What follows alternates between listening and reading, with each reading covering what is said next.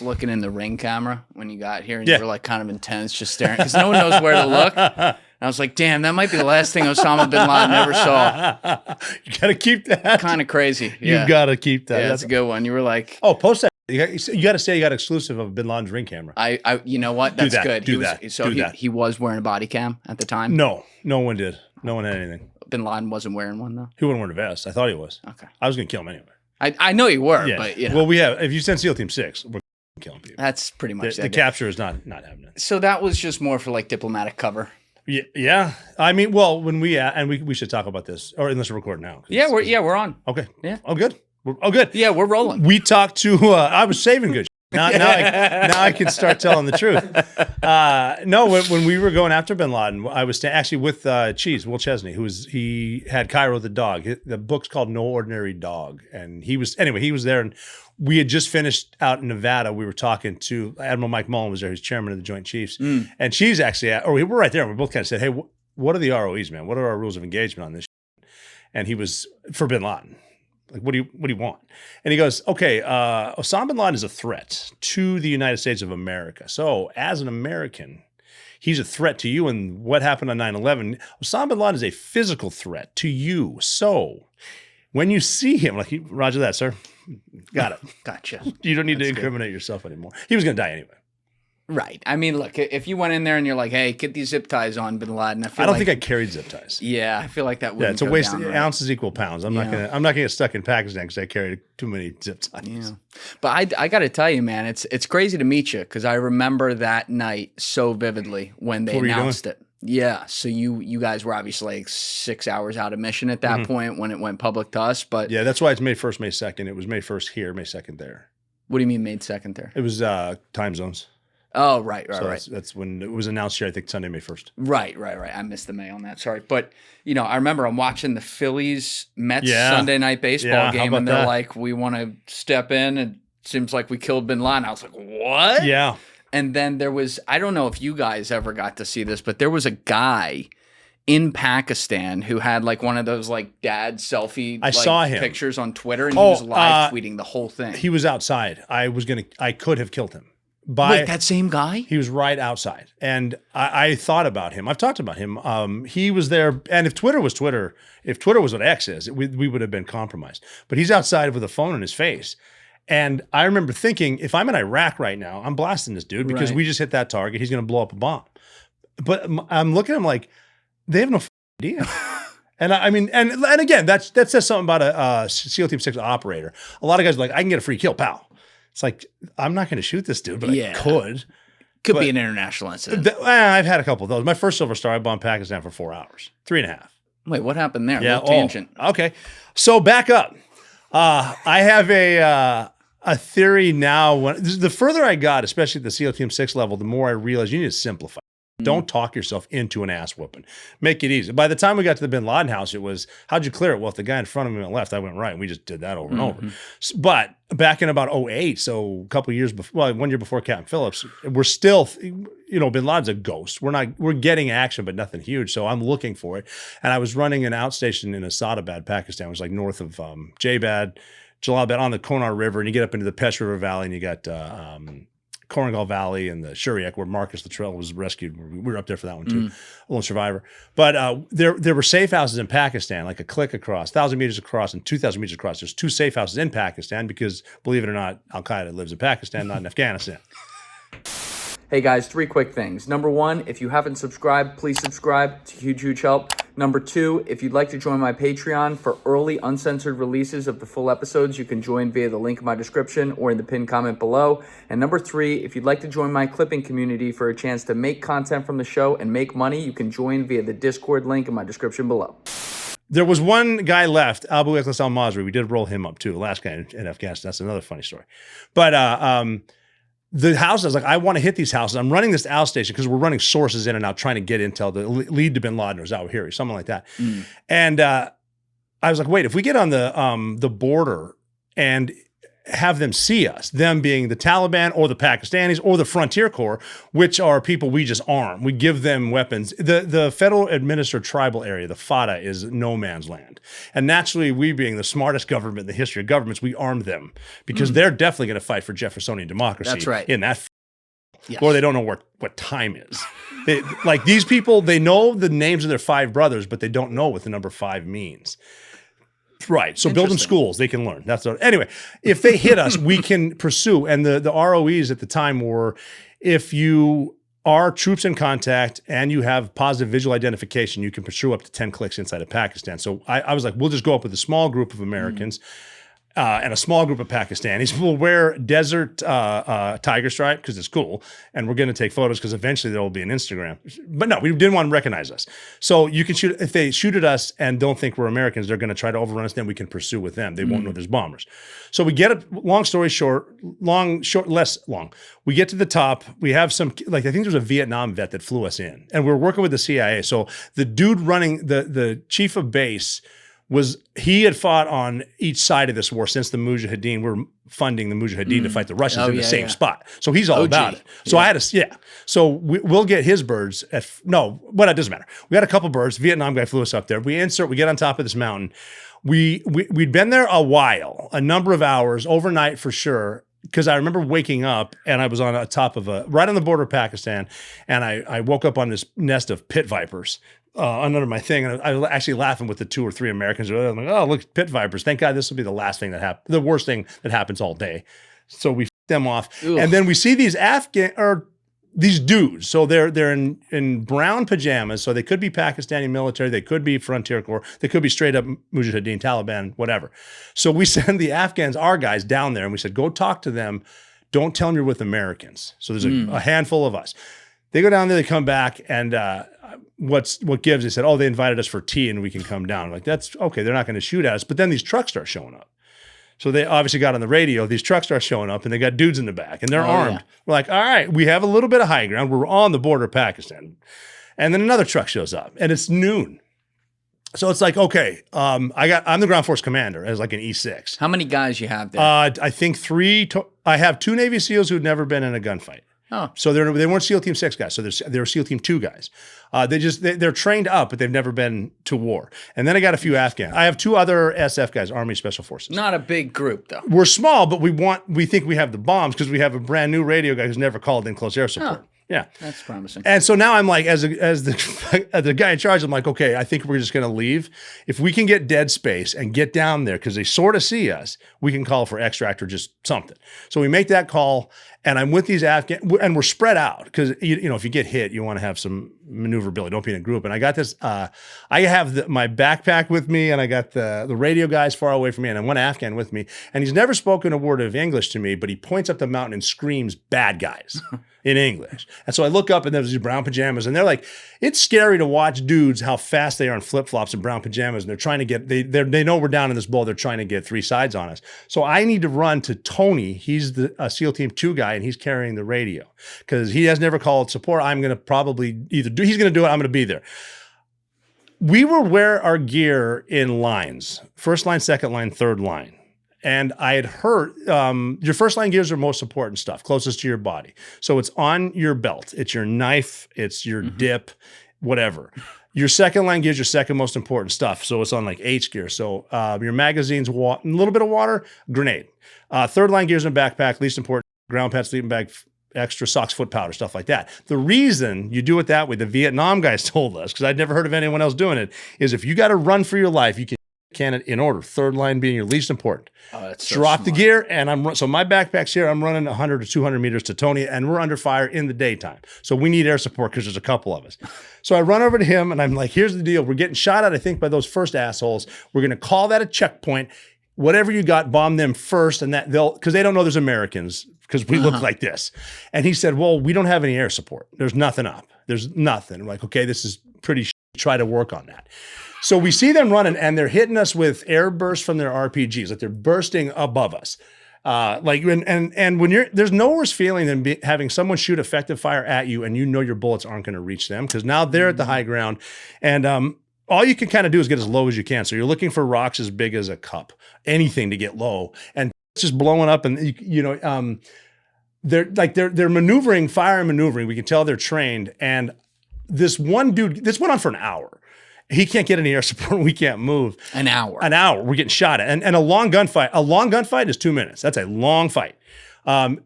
There's a dude that's starting to concern me because he's shooting a bell-fed machine gun. He's maneuvering with his buddy, but he looks like me. So he's got red hair, red beard. He's a white dude, and he's yelling Allahu Akbar, which is God is greater than your God in Arabic. So my thought is, okay, that's a Chechen. Yeah, Chechen. And so guess what? This day gets to end one of two ways. We're going to win or we're going to die. And this is a save one for yourself moment. I'm not surrendering to him. Yeah. So, and then I'm thinking, and even these weird thoughts of, because there's explosions. There was a dude that we're with, one of our Afghans who got on a little bit of high ground, and I'm looking at the same dude that didn't speak English, and he gets drilled with an RPG, and he falls, and I remember his hat flew off. Now it's very serious. We just lost our first guy. The weirdest things happen in combat. This dude sits up, and he is unhurt. Wait, the guy who lost his hat? His hat flew off, and he unhurt, and he looks at me. And we lock eyes, and he said his second phrase ever in English. He went, "Okay, USA!" And so, the crazy in combat. And I'm sort of excited. I'm a little, and then these two tracers zip in between my hands. So the tracers bullets are on fire. There's 5 real bullets in between. And it's more serious, and now I'm back in mortality. Like, do you feel it? What's going to, and then Tony, I got it. I got bombs. We got something. So sweet. Hit that checkpoint. And he said, I can't. The batteries are dead. Oh my God. Now, here's a lesson in leadership. I'm a big believer that micromanagement doesn't help. It wastes time. But I decided under fire, it's time to micromanage. I said, change the fucking batteries, Tony. And he said, I can't. I'm not carrying the spares. You are. In the backpack.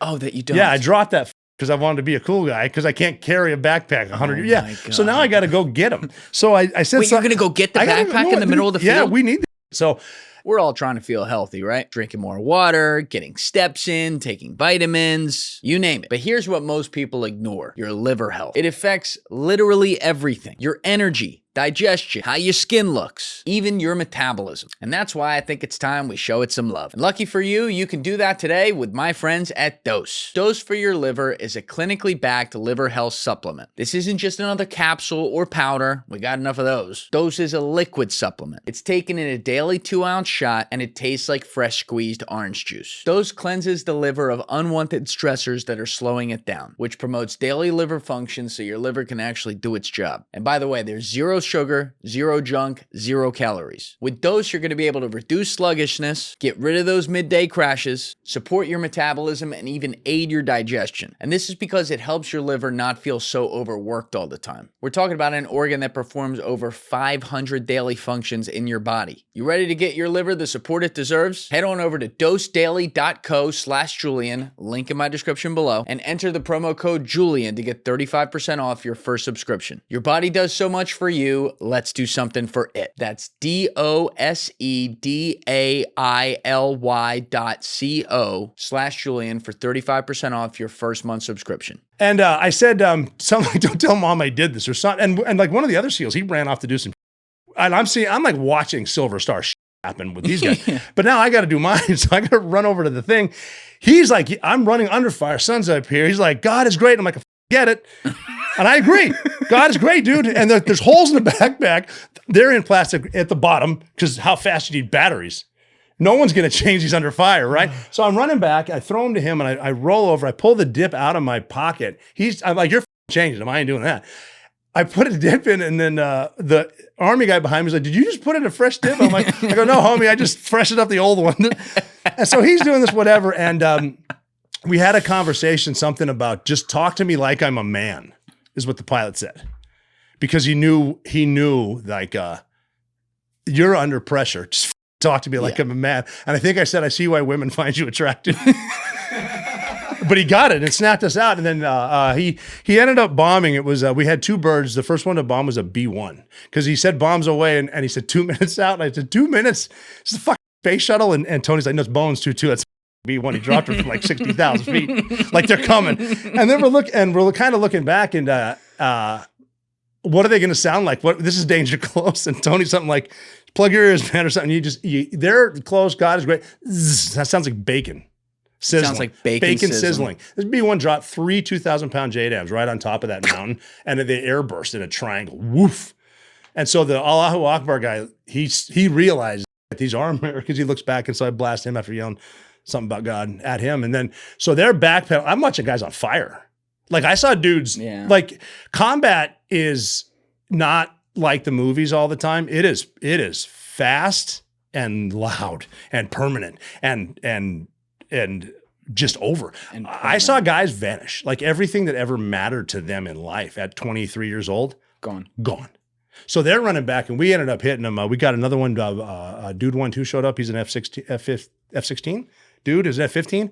3.5 hours. We bombed Pakistan. There's footage of this on YouTube. Can we find this is 08, you said? 08 border bombing Pakistan. I'll tell you if it's what. 3.5 hours of bombing. We had to get birds coming to get us. So they flew some Blackhawks up, and we get everyone. I'm the last guy on -2, and I get inside, and I'm on the starboard side, the right-hand side, and we're taking, and I've been sucking mud for the past 4 hours, but now we're taking off, and I'm like, I can see I think that might be it right there. That's Tora Bora. No, 2008.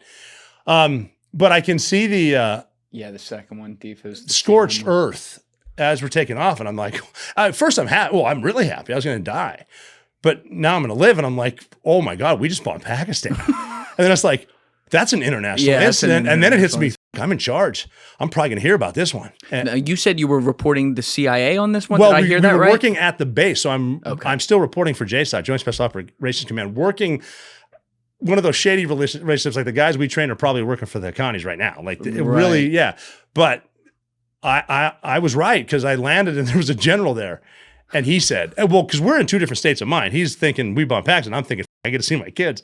And he says, O'Neill, you realize we're not at war with Pakistan, right? And I said, yeah, man, but we were today, and you should have seen it. And I'm like, yeah. And he said, yeah, so there's going to be an investigation. You're either going to go to Leavenworth for the rest of your life or maybe get a Silver Star. Oh, he hit you with the Leavenworth. Yeah, so waiting an hour for a bomb is a long time. Waiting 3 weeks to find out if you're going to spend your life in Leavenworth is enough. And we're at a point too now. That's 08. We're putting people in prison for murder. Yeah, now what was that? So that 3-week investigation. We had drone footage. I didn't know. There was an unarmed drone above us filming it. So they actually did a good job with this. They let him... the Pakistanis talk their way, because we killed 11 Pakistani soldiers. Like we killed Pakistan army. I did. So they're investigating, saying, "Oh, unprovoked attack. The Americans were on the border illegally and they entered and they killed these things. And we don't know what." And we let them go with it. I didn't. I'm back there, barely jerking off. I'm so nervous in the sauna bed, and that's all you have to do. Bomb Pakistan or see if YouPorn works. That's right. And it doesn't. Like screenshots, man. Old like the ancestors did on the Mayflower. Anyway, but they said, yeah, we have footage. So they showed it to them, and Pakistan was like, oh, our bad. So Pakistan took the blame for that? No, they did after we showed them the footage.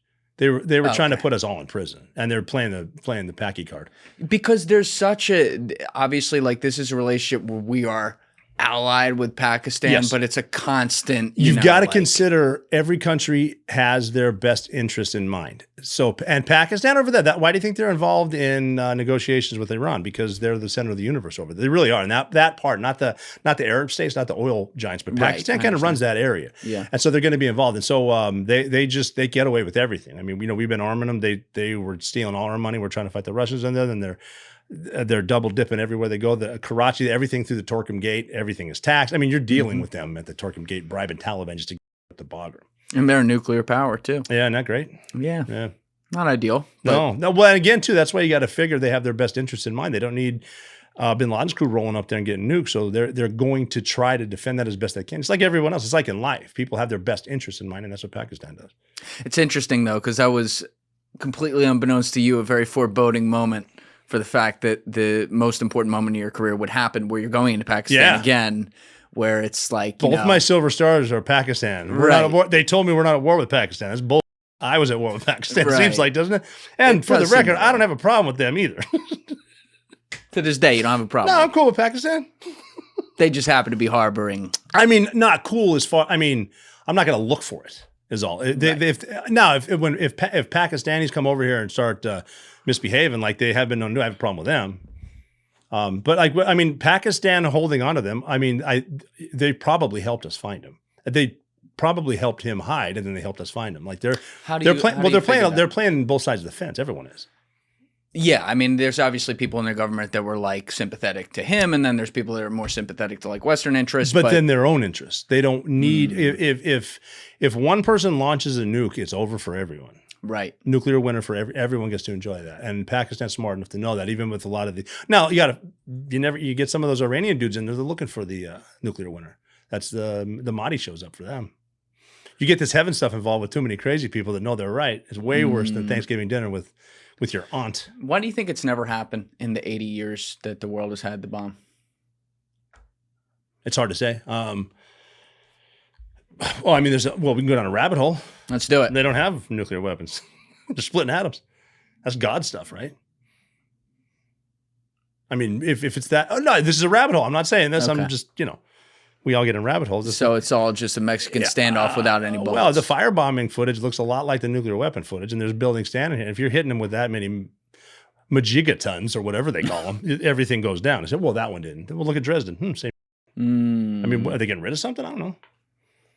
Or are we working? Oh, do we? I mean, it could be as far as Wise Eisenhower saying beware the military-industrial complex. Maybe let's get rid of these ton of bombs, and my buddy, his company, can make a ton of bombs for us, and there's a big contract. Who knows? Yeah. But I'd be splitting atoms. And again, we're way out of my pay grade. But if that's all right. It's a podcast. We're having fun. Right. But if you want to talk, I mean, that's maybe not. We dropped it twice on them. But you were that bombing was 3.5 hours. They're dropping JDAMs on them? Yeah. They weren't. The first one was the biggest. We turned them into 500-pound bombs after the 2,000 pounds. I think. What, are you bombing ash at that point? We're hitting squirters. We're letting them whatever kind of type 2 cast they're running. We're just letting them eat. Oh my god! Yeah, it's like the whole give them my initials. We got this. I can still see them. It's like you said though. With movie scenes, they make these bombings quick. It's like 30 seconds. Special effects done. I've seen them miss. I got footage of an F-16 missing a house all by itself, and dudes on the ground heckling the pilot. Like, shit just happens. Like, combat's like weird shit. Yeah. Nothing like when a lot of shit that this government projects they have that just go on so smooth and no one was hurt. It's like, all right, I've seen literally testing out a Humvee and 5 guys died. Right. Yeah. So what made you want to be a SEAL in the first place? I got dumped by a girl. You got dumped by a girl? Yeah. So then I wanted to be a Marine. He answered that. I didn't even finish the question. He answered that so fast. Well, again, it goes with the only time the perfect plan is in the planning room. And once you tell God what your plan is tomorrow, and it's not. That's different. So I was going to play basketball in college, which I did at Montana Tech. And I got dumped by a girl, and it was a moment most 19-year-old dudes have. It's like, I got to get out of this town. Mm-hmm. And I had 2 friends, Jim McBride, Ben Waliszewski, I grew up with 2 years older than me. They were my sister's age.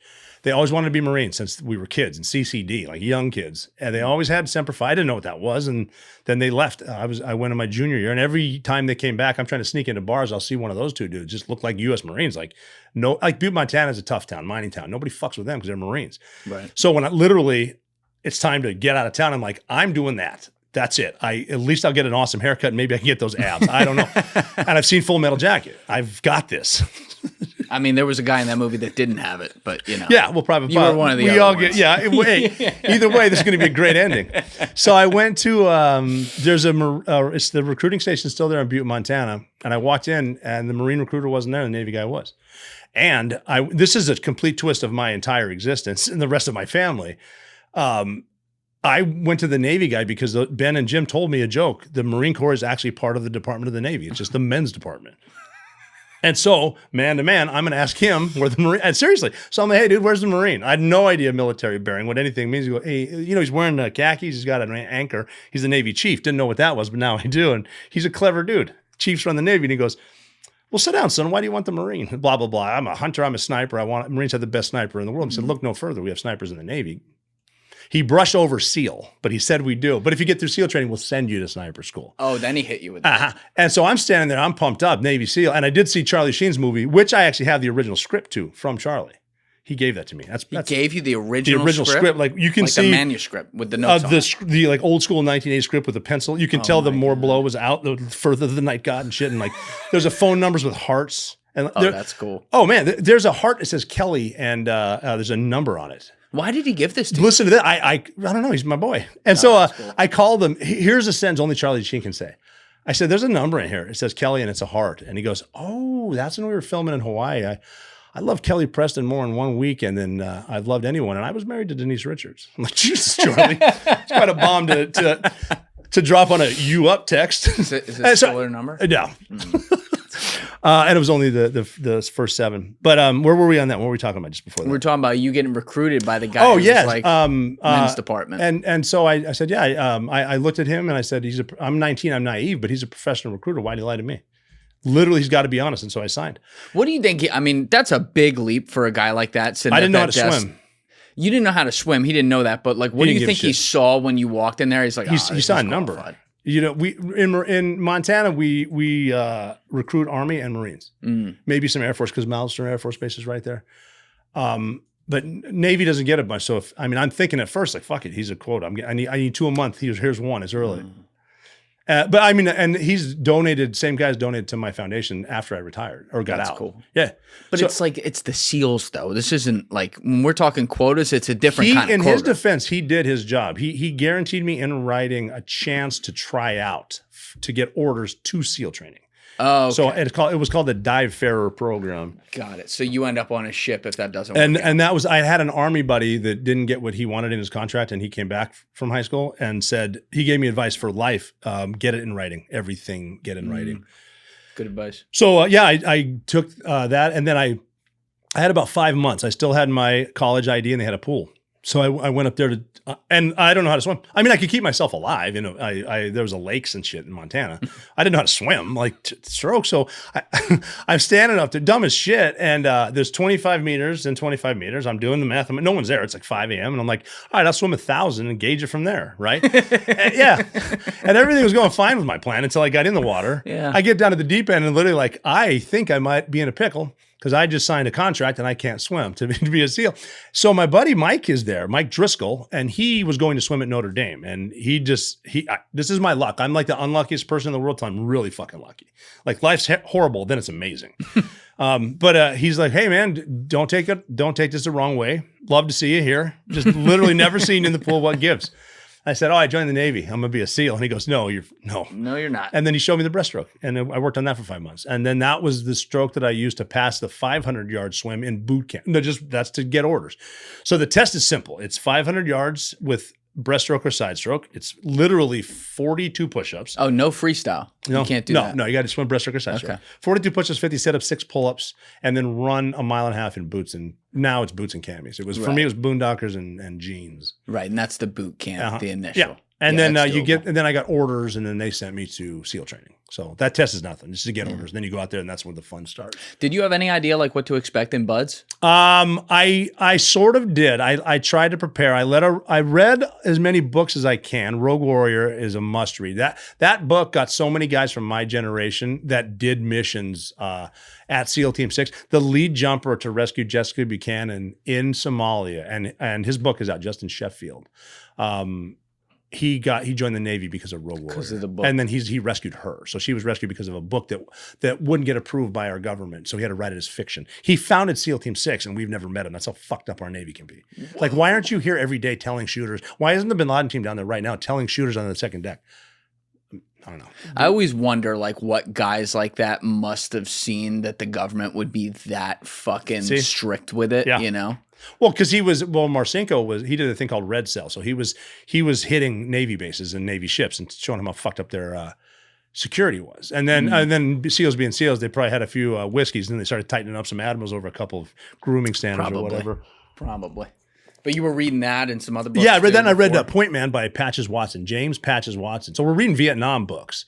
And that was just cool. And that's more of a gritty, when I met Patches Watson, actually, before I even deployed, but I was a SEAL at sniper school in Indiana, just a legend, starstruck. And he just I remember, but I'm thinking the Hollywood-esque, Vietnam, my God. And he's like, well, Vietnam was a fun war, son. It's a fun war. I'm like, fun? He's like, yeah, you go swimming, then you hunt people all night, and then you go get chow and beer. Yeah, it's fun. I'm like, that does sound fun. I want to do that. But I read that shit, and then I figured I was working on the swim. I actually still have the notebook my recruiter gave me with like the folder, the Navy shit, with the times, my times decreasing in the swim and shit. And then, so I get to SEAL training. I'm like, I'm a good swimmer. Then I run into guys who are the captain of the water polo team at the Naval Academy. Tom Donovan I ran into. And I think he's a 3-star now, but he's an ensign when I run into him. And he gave me advice without even realizing it. And I was actually a Red Squadron with him at SEAL Team 6 later when he was a lowly captain or whatever.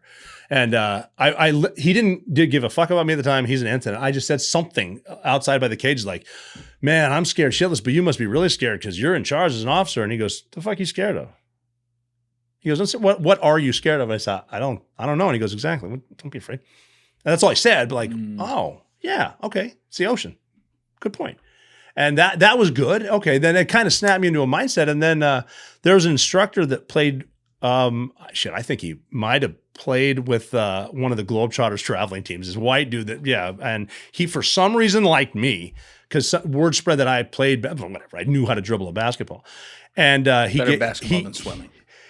Yeah. I got us out of some beatings because I could make 3-pointers on my knees and shit like that. That's good. I had to do it on my knees because some asshole in the class said, you playing college? It's like, bro, I'm literally getting you out of an ass whip, but trust me with your life, not your money or your wife. And he said, everyone is talking about psilocybin mushrooms right now, and rightfully so. But what if I told you that there's another mushroom that's completely legal, and instead of making you trip, it gives you this relaxed, jolly buzz? The mushroom I'm talking about is called Amanita muscaria, the red one with the white spots you've definitely heard of before. And this is where it gets interesting. It's not psilocybin, and it's not a traditional psychedelic. At higher doses, it can feel sedating, even a little dreamy. But at lower doses, it's a completely different experience. For me, it's way more grounding. Puts me into a calm, focused state, and even helps with sleep. Like you're gonna get deeper sleep, more vivid dreams, and actually wake up feeling rested. The reason I felt comfortable even trying Amanita is because my friends at Amantara. If you look into Amanita at all, you know the space could be messy. Gas station products, sketchy blends. Amantara is the opposite. They've served over 50,000 customers. Everything is lab tested, cleanly sourced, and fully transparent. They also have a wide range of products, so you can find what works best for you. I like taking one of their Blue Lotus extract capsules before going to sleep after I've had a long, wired day, and I'm out very quickly and waking up feeling well rested the next morning. So go to amantara.com/go/Julian or click the link in my description below. And when you do, make sure you use code JDP22 for 22% off your first order. Once again, that's amantara.com/go/Julian, link in my description below, code JDP22. I know you've read the books and seen the movies. Regardless of what you've been told, this course is not impossible. People graduate. Yeah. And I look at him, he's like, look at me. I'm living proof. So I'll never ask you to do anything impossible. I'm going to make you do something really hard, followed by something really hard, followed by something really hard.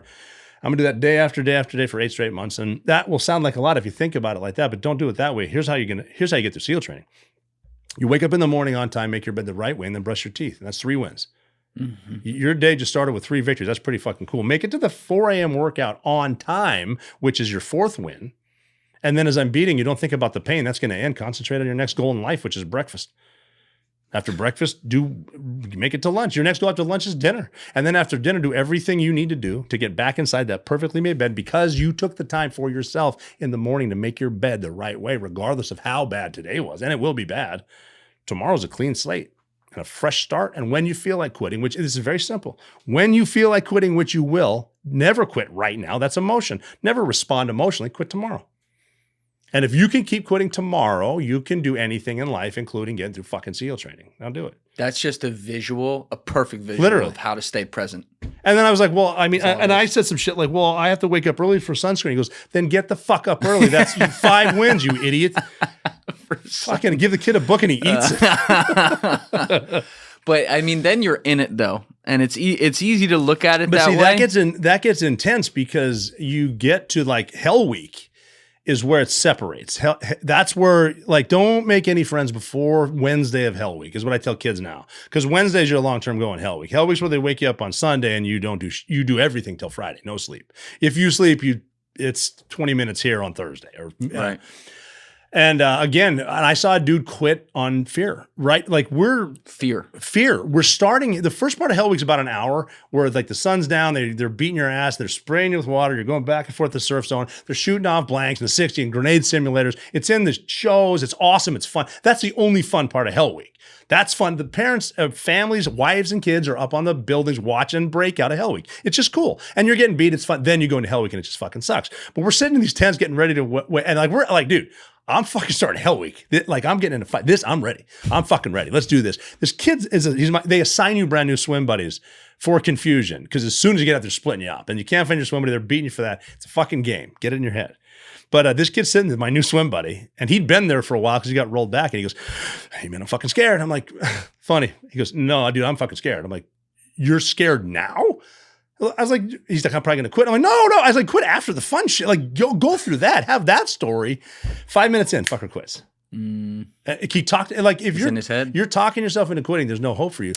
And then what that instructor said to me too, right before Hell Week, because we watched Braveheart with Donovan, and that dude, there's 20 Navy SEALs now that owe Tom Donovan their careers, because we watched Braveheart the whole time during Hell Week. He's screaming freedom, like dude's running on broken legs because he's William fucking Wallace. But yeah, we're doing that. And that instructor said, again, just cool as that. I don't know why he liked me, but he said, "You're about to go to war for the first time, and the enemy's all your doubts, all your fears, and everyone back home that told you you couldn't do this. Keep your head down, keep moving forward. When you feel like quitting, quit tomorrow." It seems like with you, there's two things that really stand out. Number one, you see the comedy in everything. Everything. Never literally lose your sense of everything. humor. Everything. That's huge. And then the second thing is that you're one of those guys, like the way I describe it is like you like to put your hand on the kettle while it's boiling just to see how long you can hold the fingers there. Well, you got to compare. And you go, God, that's awesome. And time it. Did I beat my last time? Yeah, exactly. Like you're self-competitive. My wife said that the other night in bed. She said, "What are you timing?" I'm like, "Fucking everything." Why aren't you asleep? Because I'm losing the parlay. But I feel like if you were putting together like a concoction of things that can keep you present, like he was giving you advice to do, that's a pretty good combination. When I woke up every morning at SEAL Team 6, every fucking morning, even in selection, which sucked, which was the best time of my life. Well, I was excited to get to work and go to people who were better than me, with people and I was competitive as shit. Like, I'm going to outshoot you. I'm going to beat you. There were two dudes that consistently would beat me or whatever. But when they did, I would say, "Okay, what did you eat today? I noticed you moved that pouch was there. Now it's here. Did you work out or shoot first today? Did you log all your shots? What are you doing that I'm not? Why'd you beat me?" Shit like that. And that's how the guys were. And you get in the moment though, even before, right before the Bin Laden raid, like we did the final brief, like our shit is on. And we're gonna go, and we're gonna die. And Admiral Bill McRaven was there, and he was running JSOC at the time, and he's the one that sold it to Bin Laden for SEAL Team 6 to get. That's what we won. We don't need a pep talk. I don't need it. I got it. I've done this a lot. We've killed a lot of people, and they don't fucking. And he said, but I want to tell you guys this. Last night I watched my favorite movie. It's called Hoosiers, and it's about this basketball team from Hickory, Indiana. And there's like 7 guys on the team, really small place. And all they do is travel to each other's towns and play basketball. That's it. They have never left. But this team is such a good team and so well coached, they make it to the state championship. It's in Indianapolis. And these kids have never seen this. And they walk out, they're obviously in awe, and their mind's not there. So coach recognizes that, and he grabs a tape measure and says, "What's the measurement from the free throw line to the rim?" And they're like, "It's 15 feet, coach." Go get on his shoulders. "What's the measurement from the rim to the floor?" "It's 10 feet, coach." He said, "You're going to find these are the same measurements exactly as your gym in Hickory. Yep. This is just a bigger audience." And he looked at us and goes, "You guys do this every night. This is just a bigger audience." So we get up to leave, and I'm walking out. And I think the only time I've ever called him Bill, and he's a SEAL Team 6 guy, but he's a fucking admiral. I said, "Bill, you are so busy selling this mission, I highly doubt you watched Hoosiers last night, but you were fucking born to give us that speech right now. I'll see you in a few hours." That's another amazing dude, visual. Right? It's like, and like, tell me you don't want to start at least throwing jabs right now. I got goosebumps from that right there, because it's like. But then we're walking out, and the woman that found Bin Laden's out there, and she's real. The Zero Dark 30. So Jessica Chastain was nailed it. That's that woman. Nailed it. Hot, but in a different way. And I promise I would never describe her except for that. Got it. And if anyone finds, I'll never say who she is, but if you find out who she is, hire her. I don't give a fuck what you do. Hire her. She'll figure it out for you. But she's out there, and I think she might have been smoking. Like, I don't think she's, whatever. And that's kind of hot. It's, yeah. And I walk past her, and so I figured I'd fuck with her, and I go, "Hey, why are you nervous?" And she goes, "Why the fuck aren't you nervous?" And I said, "Well, because I do this every night. And I get on helicopters, I fly somewhere, I fuck with some people, and then I fly back." I said, "This is just a longer flight for me. Of course, you need to be right, don't you? So I see why you're nervous. See you in a few hours." Again, that was like my go-to line or whatever. And I just called my dad, and that was a weird call. He was my last phone call to leave to die. Why did you decide I grew up with him. When my parents divorced, I eventually moved in with him, and we played basketball. And we wouldn't leave the gym. He played college basketball at the University of Montana, and we wouldn't leave the gym. And we worked out every day, 2.5, 3 hours. We could not leave the gym till one of us made 20 free throws in a row. And so we're going to leave now free throws. We can be done in a minute and a half. We might be here another 5 hours. So to start shooting, start on a make. And that pisses me off. I bet a lot on the NBA finals and March Madness. You know what pisses me off? You're set, you shoot, you make it. Why are you moving your feet to shake their fucking hands? You just did your job. Congratulations. We'll pat your ass later. Right. Make the shot. So we'd start on a make, then you got to make 20. So the first make you got it, your rangefinder's there. And the only argument he and I had, do you look at the rim or do you follow the ball? He follows the ball, I look at the rim. Doesn't matter. That taught me muscle memory though.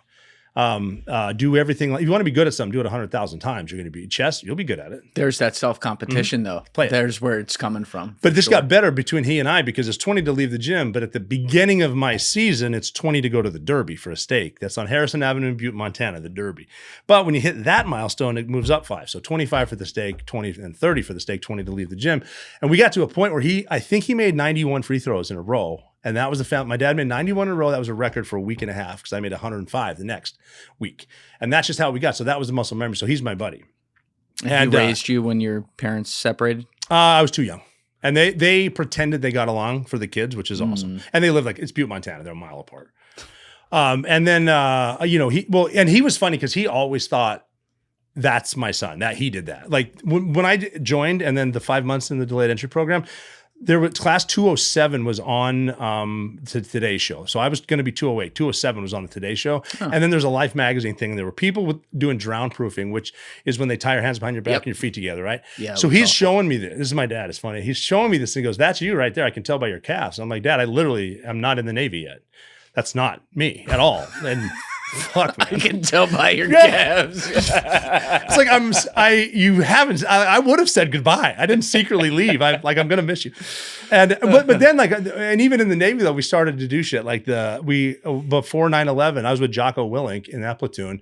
Drago was in that platoon. He's a famous Navy SEAL from Poland. Yeah. I got to get you on here. You got to get. Yeah, I would love to. I'll do that. So you weren't SEAL Team 6? That was 2, and then we took down a Russian tanker full of smuggled Iraqi oil. Ended up on CNN for that shit. Nice. And my dad sees that. And then eventually I'm on the Liberia thing where we swim, and my dad sees that shit. Because I went up to a Fox News reporter. There's pictures out there. It's the one with me in the big thing and the huge dip in. And I went over because I wanted to find Jennifer Eccleston, who worked at Fox News. I walk up and I go, "Hey, I'm looking for Jennifer Eccleston," to the reporter. And he can't. I'm a SEAL with a fucking gun. I just swam in off that ship. And he thought it was funny. And I said, "I'm looking for Jack." And he goes, "Oh man, she left last week." And you tell her I'm going to find her. And he literally goes, "Bring her a carton of Marlboro Red. She smokes like a fucking chick." Like that. So my dad saw that shit and that picture. And then, the Lone Survivor, we're on the mount for that. And then I called him on Good Friday, April 10th, which was my birthday, and said, "Hey, Dad, I got to go." And he said something about pirates. I'm like, fucking, yeah, Dad. Yeah, Somali pirates. Go. On my birthday, we had to go to Somalia, rescue Richard Phillips. So he just knows. So I call him from Pakistan before. Dirty was on that one, right? For Phillips. Yeah, that's when he had the Rolex. Yeah. He bought a Rolex. Shout out to Dirty Dan for putting this together, by the way. Thanks, buddy. Yeah, I'll tell the Rolex story after this. Don't let me forget. Okay. Hey guys, if you haven't already subscribed, please hit that subscribe button. It's a huge, huge help. Thank you. He just convinced I'm doing everything. Now, I just finished like my 13th deployment to Afghanistan. We're just training. But that's when the bin Laden thing happened. So I have to go to Pakistan. Can't tell anybody. So I call my dad from Jalalabad, Afghanistan, from one of our BHITs where we have landlines sort of. And he doesn't know I'm over there. And I said, and I would call him before missions a lot and say, "Hey, Dad, got like Iraq, whatever. We're going out every night." I'm like, "Hey, Dad, got to go to work. Call in a few hours." That's like what I say to everybody.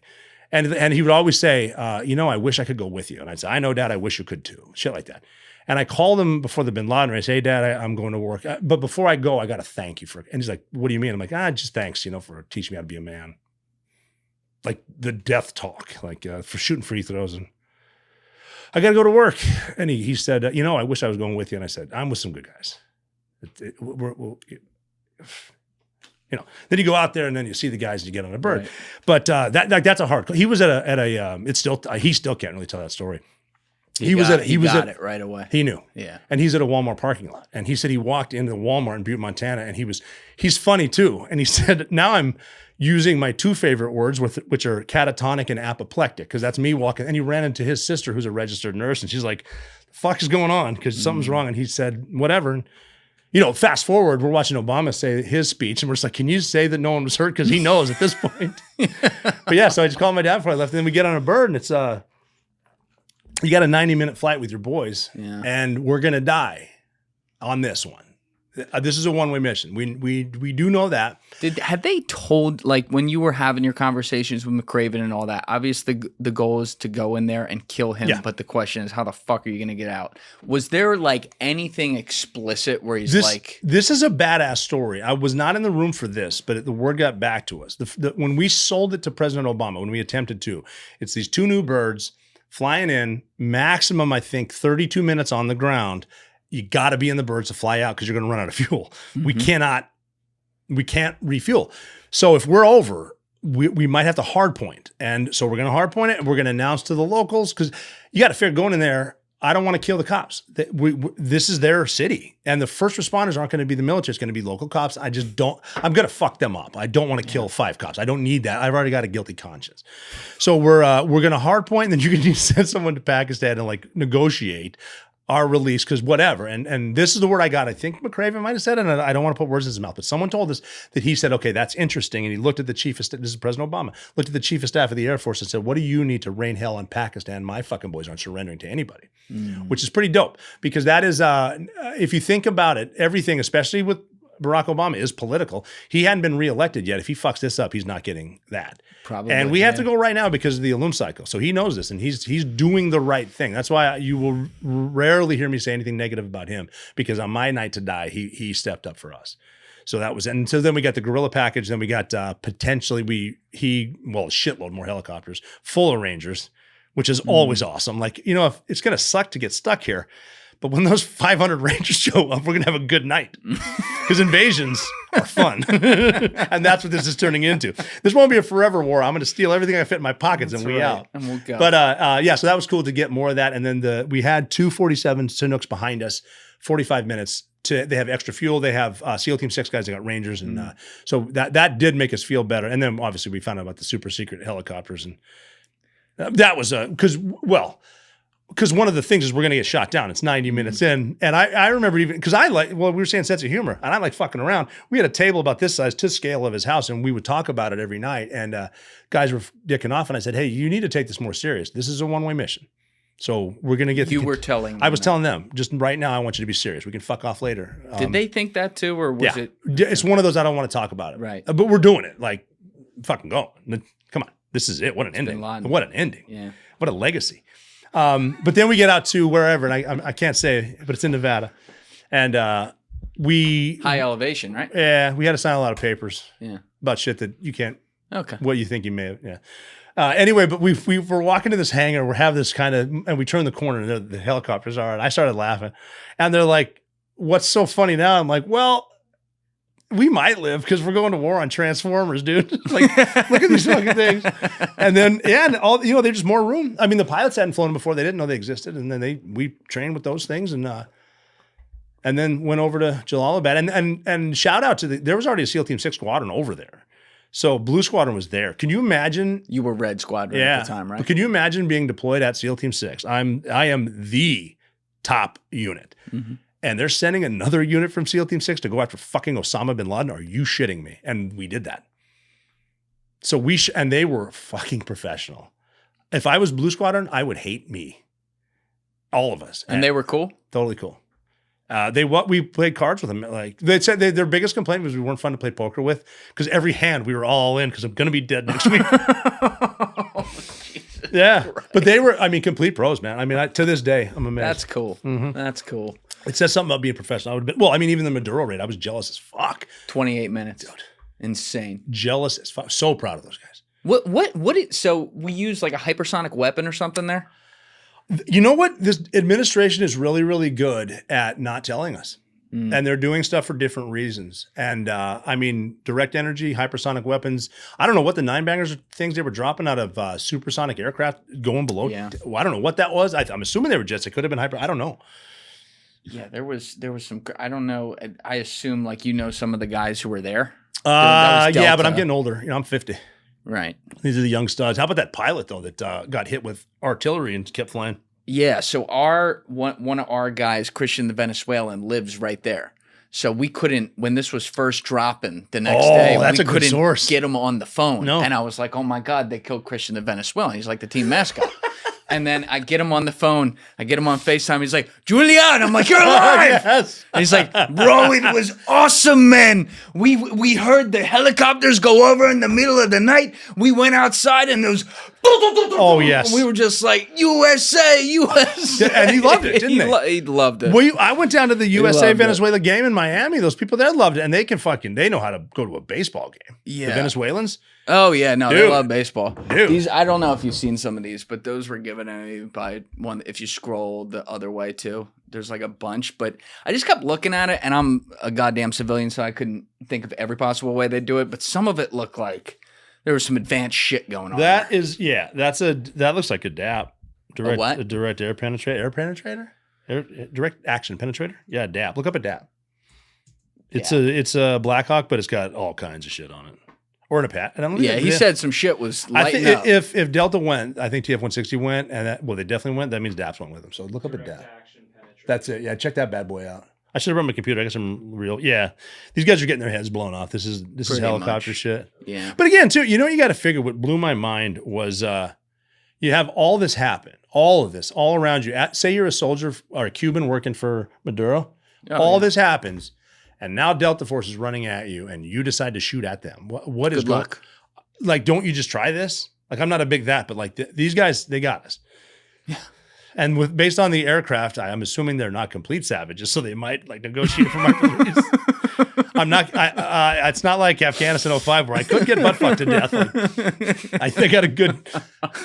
For some reason, I'm just happy to see that American flag right now. Not that they're not capable of it.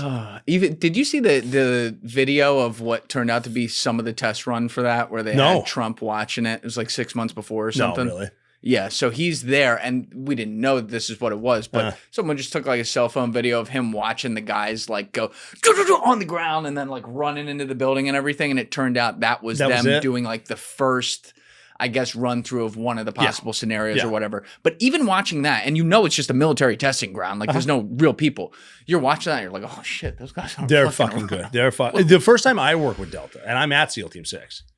And I saw them in Iraq. Like, I saw them, and they're getting off little birds. I just got there. I'm like, I'm not going to say anything, but that's fucking Delta Force. That's kind of cool. Yeah. Like, these are some legit dudes. Yeah. Really good dudes. But yeah, when I saw that too, just the overwhelming, literally, I love that mission like I love the Bin Laden raid, because we will come get you if we need to. And this isn't even us taking the gloves off. Wait till we do. Like, people should be happy the United States is the superpower. If we wanted to take everything, we could. We're just really nice. We're really nice. Oh, we're nice as shit. We might bomb the shit out of you, but we're nice. We could do a lot more. We could bomb the shit and then take your shit and get rid of you and take more shit, then make more Americans, and then we have our 53rd, 54th, 50th state. Anywhere? Anywhere. Even China? Yes. Why do you say that? You're very confident. China's lying to us. They don't have the population they think they have. They don't. I agree with that. No, they're going to collapse. That's why they're playing nice. If China could take over, they would. If China could take Taiwan, they would. They're just playing nice. Like, maybe no, they don't give a fuck. They're still pissed about the opium wars from like the 1800s. That's why they were funneling all that a dime on the dollar heroin into Vietnam. You couldn't get heroin that good or that cheap in Manhattan. Yeah. Well, they were funneling a lot of fentanyl precursors through Mexico to here too. Well, in Canada too. Yeah. Yeah. Yeah. They're trying. Yeah. They're. I'm not saying a paper tiger. I don't want to go to war with them. I think it's better to do what Trump's doing, but the entire world's a much better place with a strong America and with real people in charge. And I mean, like, you got the Democrat people that are there now. You know damn well they're not in charge. The people behind them are the ones in charge, but they're the radicals doing what they want to do. And I mean, that's where the world war is not going to come from us bombing Iran. The next world war is going to come from England defending itself with Ireland. Wait, whoa, that is not where I thought you were going. Oh, yeah. England defending itself with Ireland. Yeah, England's got a pretty proud history. Uh-huh. Yeah. You see what's happening over there? Yeah. But I've been to Ireland 3 times in the last 4 or 5 months. Talk to the locals, yeah. I mean, you're not getting, this is fake. Yeah. Yeah. Go get on the ground. Yeah. That's going to, when England defends itself. From Ireland. Yeah. No. Okay. England and no. So I'm sorry. No, England. Sorry. Let's back up and don't clip that to make me look like a fucking idiot. When England and Ireland start fighting, I don't know which side to fuck that. Because they're being invaded right now, just like they were during the Crusades. And the politicians now, the politicians are so afraid of the invasion that they're like the kid that got stabbed and killed and he was handcuffed. Oh yeah. Yeah, shit like that is getting old. Yeah. So eventually, when the English and the Irish don't have anywhere to go. They're home. So when they decide to start defending them, I'm just telling you, I'm not like running over there with the IRA. I'm just saying I went over there to work with Conor McGregor, but I'm talking to people in his pub and they're pissed off and they like to fight too. Oh yeah. So but the word I'm getting is eventually they're going to have to go after the first people that are fair game are their politicians, and you're seeing some old school shit there. And then when the invaders are eventually being pushed, they're not going back because once the radical Muslims get 51%, it is going to change dramatically. And when they get pushed back, they're not getting pushed back to the Middle East. They're going to places like France. And that's where their politicians are too. So what happens if they're in positions of power and they own part of the military? That's what I'm saying. So you're saying the more direct threat right now to you is the UK? Not to me. No. I'm not saying to us. I'm saying a world war will start from there. Not that's from what I'm Iran. saying. Like a threat. Well, because we are going to have England's back. So when that starts, I'm not saying right now, but no one's looking on the horizon for this. Europe is being invaded. England will fight. France, come on. I have a French assault rifle. I'll sell you. It's never been fired. It only dropped once.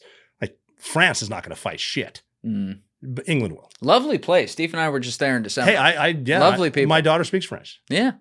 Great. I don't have an ear for the language. It sounds beautiful. All I'm doing is, as a former special operator, I'm just telling you what I think. Right. And that looks like, as far as world wars go, like old school world wars, not like just bombing the Middle East. We've been doing that shit just for the love of the game. That's one way. But I mean, a world war where armies fight each other, that's the most realistic world war. Do you think that is how the next world war is actually that's fought? precisely how it's going to be fought. Oh, how it's going to be fought? Oh God, drones are horrifying. Right. Because we got like motherships with drones. Right. And then we'll just drop all the drones. Like we've got fighters that deploy fighters. And there's no pilots behind the little fighters, but they're real missiles. Yeah, I had Brandon Sang in here. I've had Jesse Hamill in here this year. Oh, yeah. So Brandon's obviously ex-Navy And just SEAL just to be clear, I'm not saying Ireland's going to fight England. Even though I was like World War Ireland versus England. There's going to be bad blood. No, I'm just saying the defense of Europe will have to happen because where are they going to go? Iceland?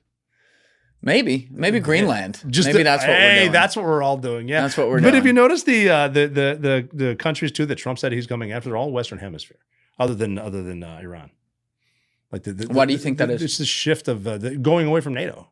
The shift of alliances with the oil, the Iranian oil and the crude, the heavy crude in Venezuela mix perfectly for pipelines. They fit. Now if I remember correctly, the one you've been on so many shows over the years, the one that I fucking watched, and it was the middle of the night when I was in my parents' house doing this, and I'd be up late editing.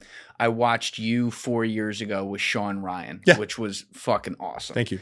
And I remember you talked about the time you spent over in Kosovo as well, which obviously to me, I'm so fascinated by all that. That's like a forgotten war and what was going on there, but that's where you kind of cut your teeth. And that was directly involving NATO back at the time. So I guess the question is, what's so different about NATO now versus back then that makes it like Trump wants to leave? I think it is Donald Trump because NATO was supposed to, I want to say they're responsible for 3% of their GDP to pay for North Atlantic Treaty Organization, right? And they weren't. They're ripping us off. Spain. All of them. None. I think just the ones paying were the brand new ones that are still afraid of communist Russia. Places like Estonia, Latvia, Lithuania. But the old school America's hats, like, hey, we're in trouble. Please come get us again. Those people, they're just arrogant. And then we put up with that shit. I don't know why. It's the same reason that we send, like I just said, I won't badmouth Obama. We're sending billions in euros, cash overnight. Like, so shit like that. And again, we see it now. The every tax dollar you spend is corrupt. That, I mean, what better way to be corrupt than F this? America's going to protect us. We don't need shit. And that's the way it is. And we're just spending all of our money, $40 trillion in debt, stuff like that, which we can finance, by the way, with these new wars if we decide to fight the way we should. But yeah, just and they're against that. Look what they're doing right now. Like they don't want us to use their bases when we're asking for their help. When Ukraine's one of the most corrupt countries in the world, and they all want the help there because it might get uncovered how corrupt they are because of Ukraine. That's where we're funneling money there too. Right. So they're just baskets of. And they need a bath. I mean, shit. Maybe the invasion's good for them. I think that this is one of those things where if it turns out that it's like a negotiating tactic as well, because we've been getting ripped off financially for so long, and you could kind of rebalance that to where you still have friends around the world and they don't hate you, but now it's a more fair relationship. We have friends around the world, but you have to realize what Babe Ruth said: the loudest boos come from the cheapest seats. So you're funded by guys like George Soros, but then you got these morons out there that are ringing the whistles, and for some reason, someone's either getting paid off or blackmailed in the media. That's why they're giving us this shit. But that's good. People are waking up to that too, for sure. But yeah, I mean, it's going to be a shift. Not all of NATO, but they are going to have to realize where their bread's buttered, and they're taking heavies now. That you can only. Eventually, every throat's going to get cut. You can only appease the guy with the knife for so long. It's not like, okay, we'll get down to a few of you guys. We all know what happens to the useful idiots. But I mean, yeah, a lot of politicians shouldn't realize that because it only happens every single fucking time. This is why they burn the books. Like they always say, they're burning books. That's why you should be asking, really, well, what was in them? What was in the books there? Because the whole cute thing about history was written by the victor is true, but it can be really fucking bad because now you just get to see what they do. That's sure. Well, I mean, did we need to firebomb Dresden, or are you getting rid of some history too? Yeah, weird rabbit holes. I like this. A lot of rabbit holes with that, and that's the thing. You know, I always use the example of even like the American Revolution, which I think objectively was amazing what those guys pulled off. I studied the shit out of it. Yeah. But like even something like that, where it was a tyranny stamping down on a faraway colony and it went on and on, like it's still 90%. You know what I mean? It's never 100% of what you heard. Like there's still that 10% there where we're like, yeah, we probably shouldn't have done that either. Yeah. That's just the nature of humanity. There's nothing that's fucking perfect. Once you insert the human element, yes, everything changes. Because with the human element comes the power and the money, like the prostitution, then the blackmail, like this every single time. Telegraph Road is one of the best songs ever written. And my daughter asked me if I had one song to listen to forever, but it's It by Dire Straits. Just listen to the lyrics to that. That describes what happens every single time. The Vatican, same shit. Men, power, corruption.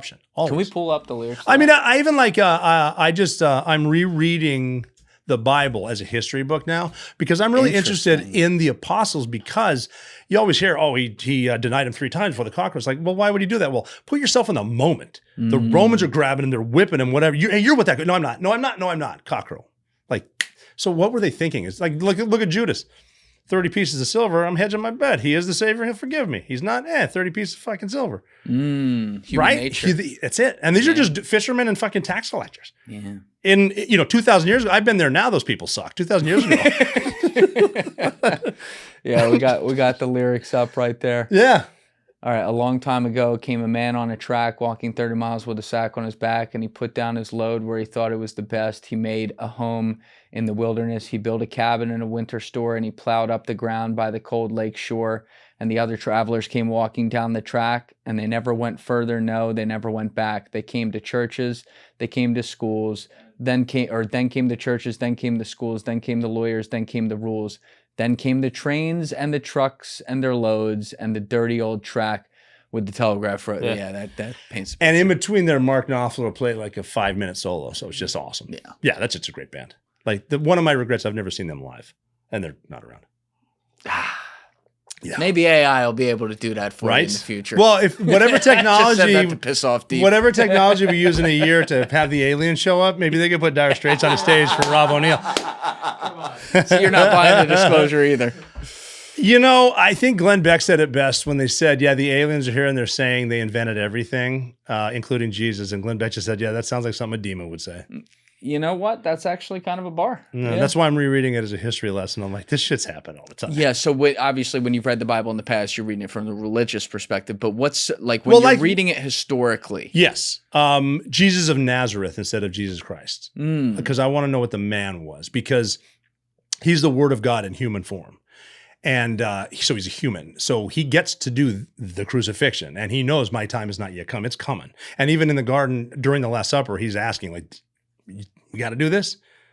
We got to do this. We're fulfilling the prophecy. So that's like, these are just, knowing what he went through, and the Passion of the Christ is a great movie to watch because of it's not just I hung him on a cross and he died in 5 minutes. Oh, it's intense. It's intense, and that's what they did. That's what Romans did. It's the crucifixion was probably the worst way to die back then. Yeah. And that getting flayed, which I think one of the apostles definitely did. And these are people like you don't get flayed for a lie, by the way. If you believe in something and they're cutting you, skinning you, and you still believe it, something's real. But Jesus, the man, knowing this is going to happen, and goes through it, and then 400 eyewitnesses saw him come back from the dead. My faith is, I think, because all the other religions mention Isa or Jesus, I think Jesus of Nazareth is credible. So I'm going with him. It's just a man that's going through that and you're going to do this, you're going to do this. I'm getting tortured. I'm going to do it. And all he could do was forgive him the whole time. They're,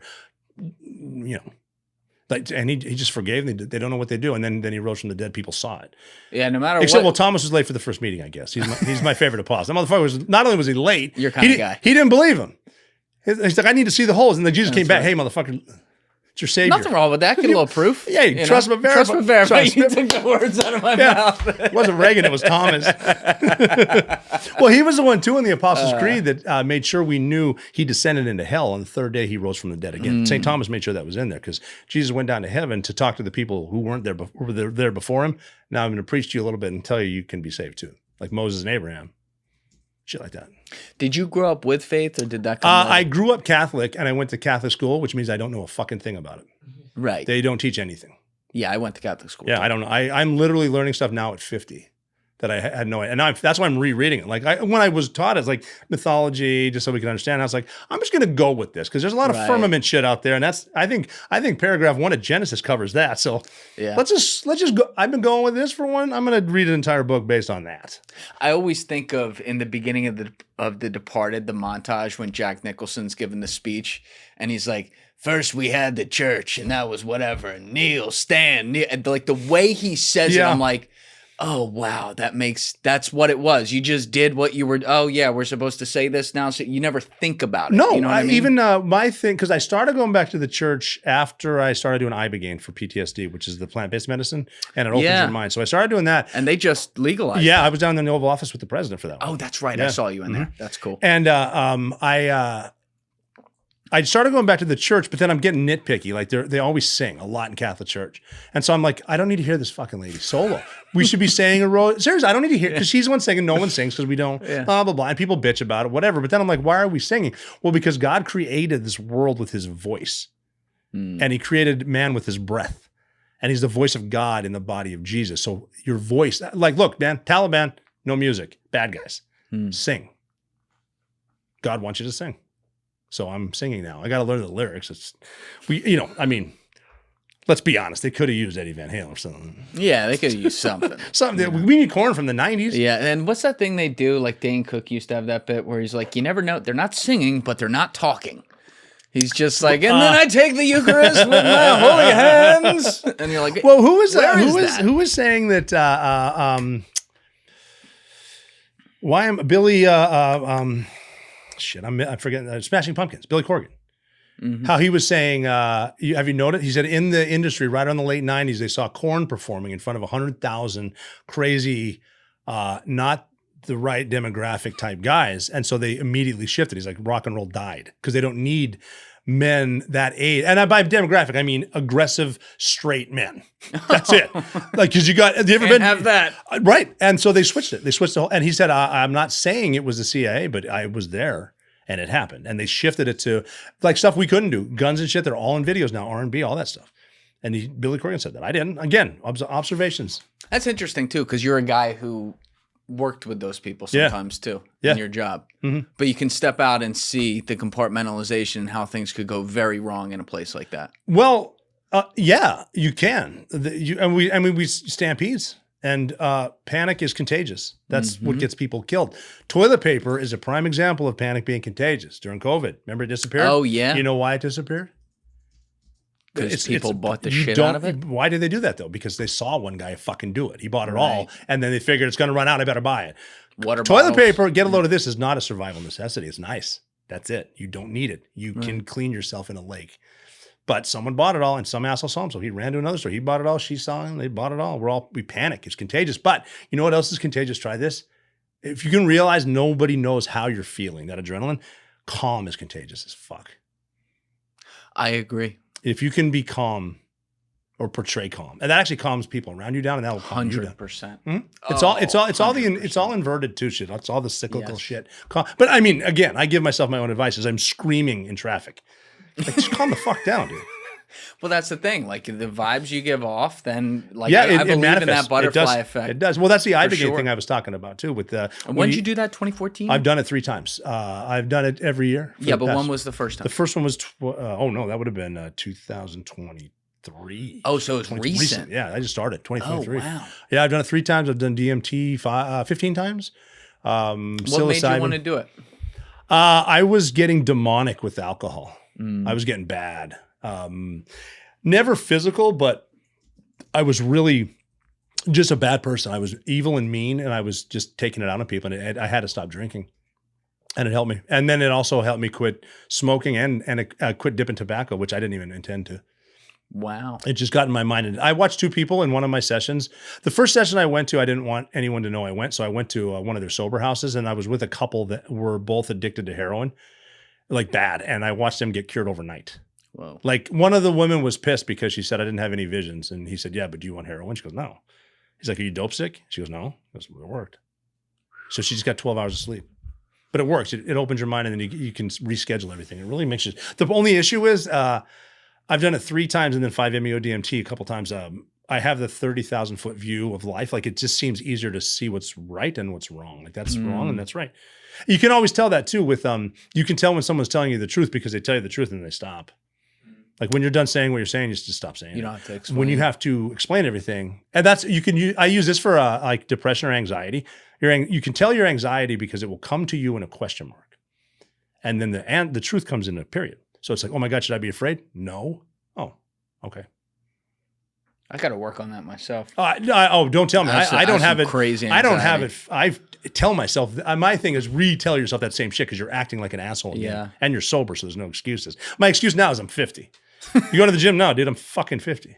Well, listen. That's my one excuse. You can still probably outperform half the fucking 25-year-olds in there. Still go to the gym. Never stop going. That's to the gym. right. I just like to have fun But with it. so you got to a point, like you described it as like it was like demonic with you being with the on alcohol. Well, 'cause what do you think got you to that point in the first place? For a lot of veterans, myself included, post-traumatic stress doesn't happen right away. It's about 7 years. And then you start to think about it in different ways. And it's not the oh my God, I almost died is not scary. And it's not scary to get shot at. It's not scary to blow up. That's fucking easy. It happens really quick. It's scary when it gets in your mind when you start thinking, what if I did something different? And there's one guy I think about every single day. I can't help it. I still think about him. And he was a bad guy. I just killed his buddy in the foyer of this big old house. I blast him, went to another, there's an open door, and I'm going to go in there, 1-man entry. Shouldn't do that. I'm going to do it. I went into a room, and there's as you walk in the room, the bed's off to my right, and there's a woman and a man in the bed, and I get to the foot of the bed, and the guy sort of wakes up. He heard me shoot, but it's suppressed. He wakes up, and I'm kind of looking, I haven't white lighted him yet, and he throws a kick, and I'm like, I just woke you up at 2 a.m, dog. Just chill out. And I go, one more. And the guy gets up, he's kicking again. And another guy comes in with me, and he's throwing a kick. And I'm like, yeah, we're giving him a second. Then I look over, there's an AK right there. And I look at the guy and I go, come on, dude, just don't. Come on. And he went for it. I blasted him, killed him. And then I did white light him. The wife sees it, and she just went to bed with him a couple hours ago. He's dead. And whatever. But then 7 years later, it's like, you know what? You think about it. And it's like, okay, I told him not to go for the gun, but why did he go for that gun? Well, he went for the gun because I'm in his room with his wife at 2 a.m. He went for, well, why am I in his room? Oh, because we decided to invade Iraq in 2003, even though it had nothing to do with 9/11 because George Bush was pissed about something. Then you start to wonder, what if I met him just somewhere else? Like, he's a bad guy, but I've had lunch with the Taliban. I've eaten out of the same bowl of rice, and they handed me a cold Coca-Cola. I was more amazed they had a cold Coke in a cave. But it's like, so you can meet with these people. But then I'm like, what if I met him like in Paris at a coffee shop? Right. And would he have told me a joke? But Time, everything place, that and ever mattered circumstance. to this dude is gone because I decided to shoot him. Did I need, like, that's, anyway, you start to wonder. Then, okay, I'm going to drink because I don't want to think about, fuck him. Then you have a couple drinks and you go out with the boys, rage, blackout. The next day you wake up, you're like, boy, that's, you know what would help is a Bloody Mary or 5. And then just drink all fucking day. Wake up the next day and it's just a cycle. And then you're pissed. Don't tell me I drink too much. Angry. And then you have to realize, like, okay, I need help now. And a lot of my buddies from 6 had quit drinking. I'd see them, and I would ask them, and then no one told me Ibogaine. I don't know why. And then finally, someone said, you should do Ibogaine. I did. And it took 3 times, but it's I have it. Look at that tattoo I got. Speaking of short-term goals, that's my first sober day. 7/18/25 on my drinking hand. Wow. So I have to look at it. But like I got done. I'm like, that's it. Like it doesn't make sense to me anymore. That's totally Ibogaine. It's not like it's bad for me, and I love to see people enjoy themselves with some good wine or a really good scotch. Just doesn't make sense to me. Yeah. It's like you knew what it did to you. And now it's like. And it's kind of cool. I can say that I lived half of my life drunk, and now I live half sober, and we'll see how that goes. Yeah, that's a while. To your point, though, that's a while after, like, you were clearly dealing with that for a bit, because it's a while after your career actively in the military is over. And because now you're in the private sector, Yeah. and people get offended if you make an off-color joke about the floor of an apartment building. Yeah, these were the wrong years too. Oh yeah, Tough years for you. I mean, I remember talking to Dakota about Dakota Meyer, Medal of Honor recipient Marine. His story is insane, and he killed a guy with a rock, and he said there's a moment in time where we're looking at each other, and we both know what's about to happen. Like, what the fuck is that? That's gladiator shit. Yeah. And oh, by the way, don't freak out at the PTA meeting because the chairman's a and he's really good at violence. Yeah, I think about this a lot, though, because I think it's the heaviest thing ever, and I could not even imagine it, right? Like the idea that it's like you or someone else, and you're in like an active war zone with these situations you're talking about. It's the highest Well, stakes. and you got to figure, too, at the time, it's almost a competition. Who got how many? Did you get more than the sniper today? Because I had an ongoing joke with the snipers, because you get a choice at a certain point in SEAL Team 6, like I'm going to stay as an assaulter or I'm going to go to recce snipers. And I was a sniper. Well, everyone was. But I want to stay an assaulter. And some of my buddies went on. And they're the guys that rescued Richard Phillips. That's pretty cool. And they said, why wouldn't you go to snipers? I said, I got a feeling snipers are going to kill more people, but we're going to kill more famous people.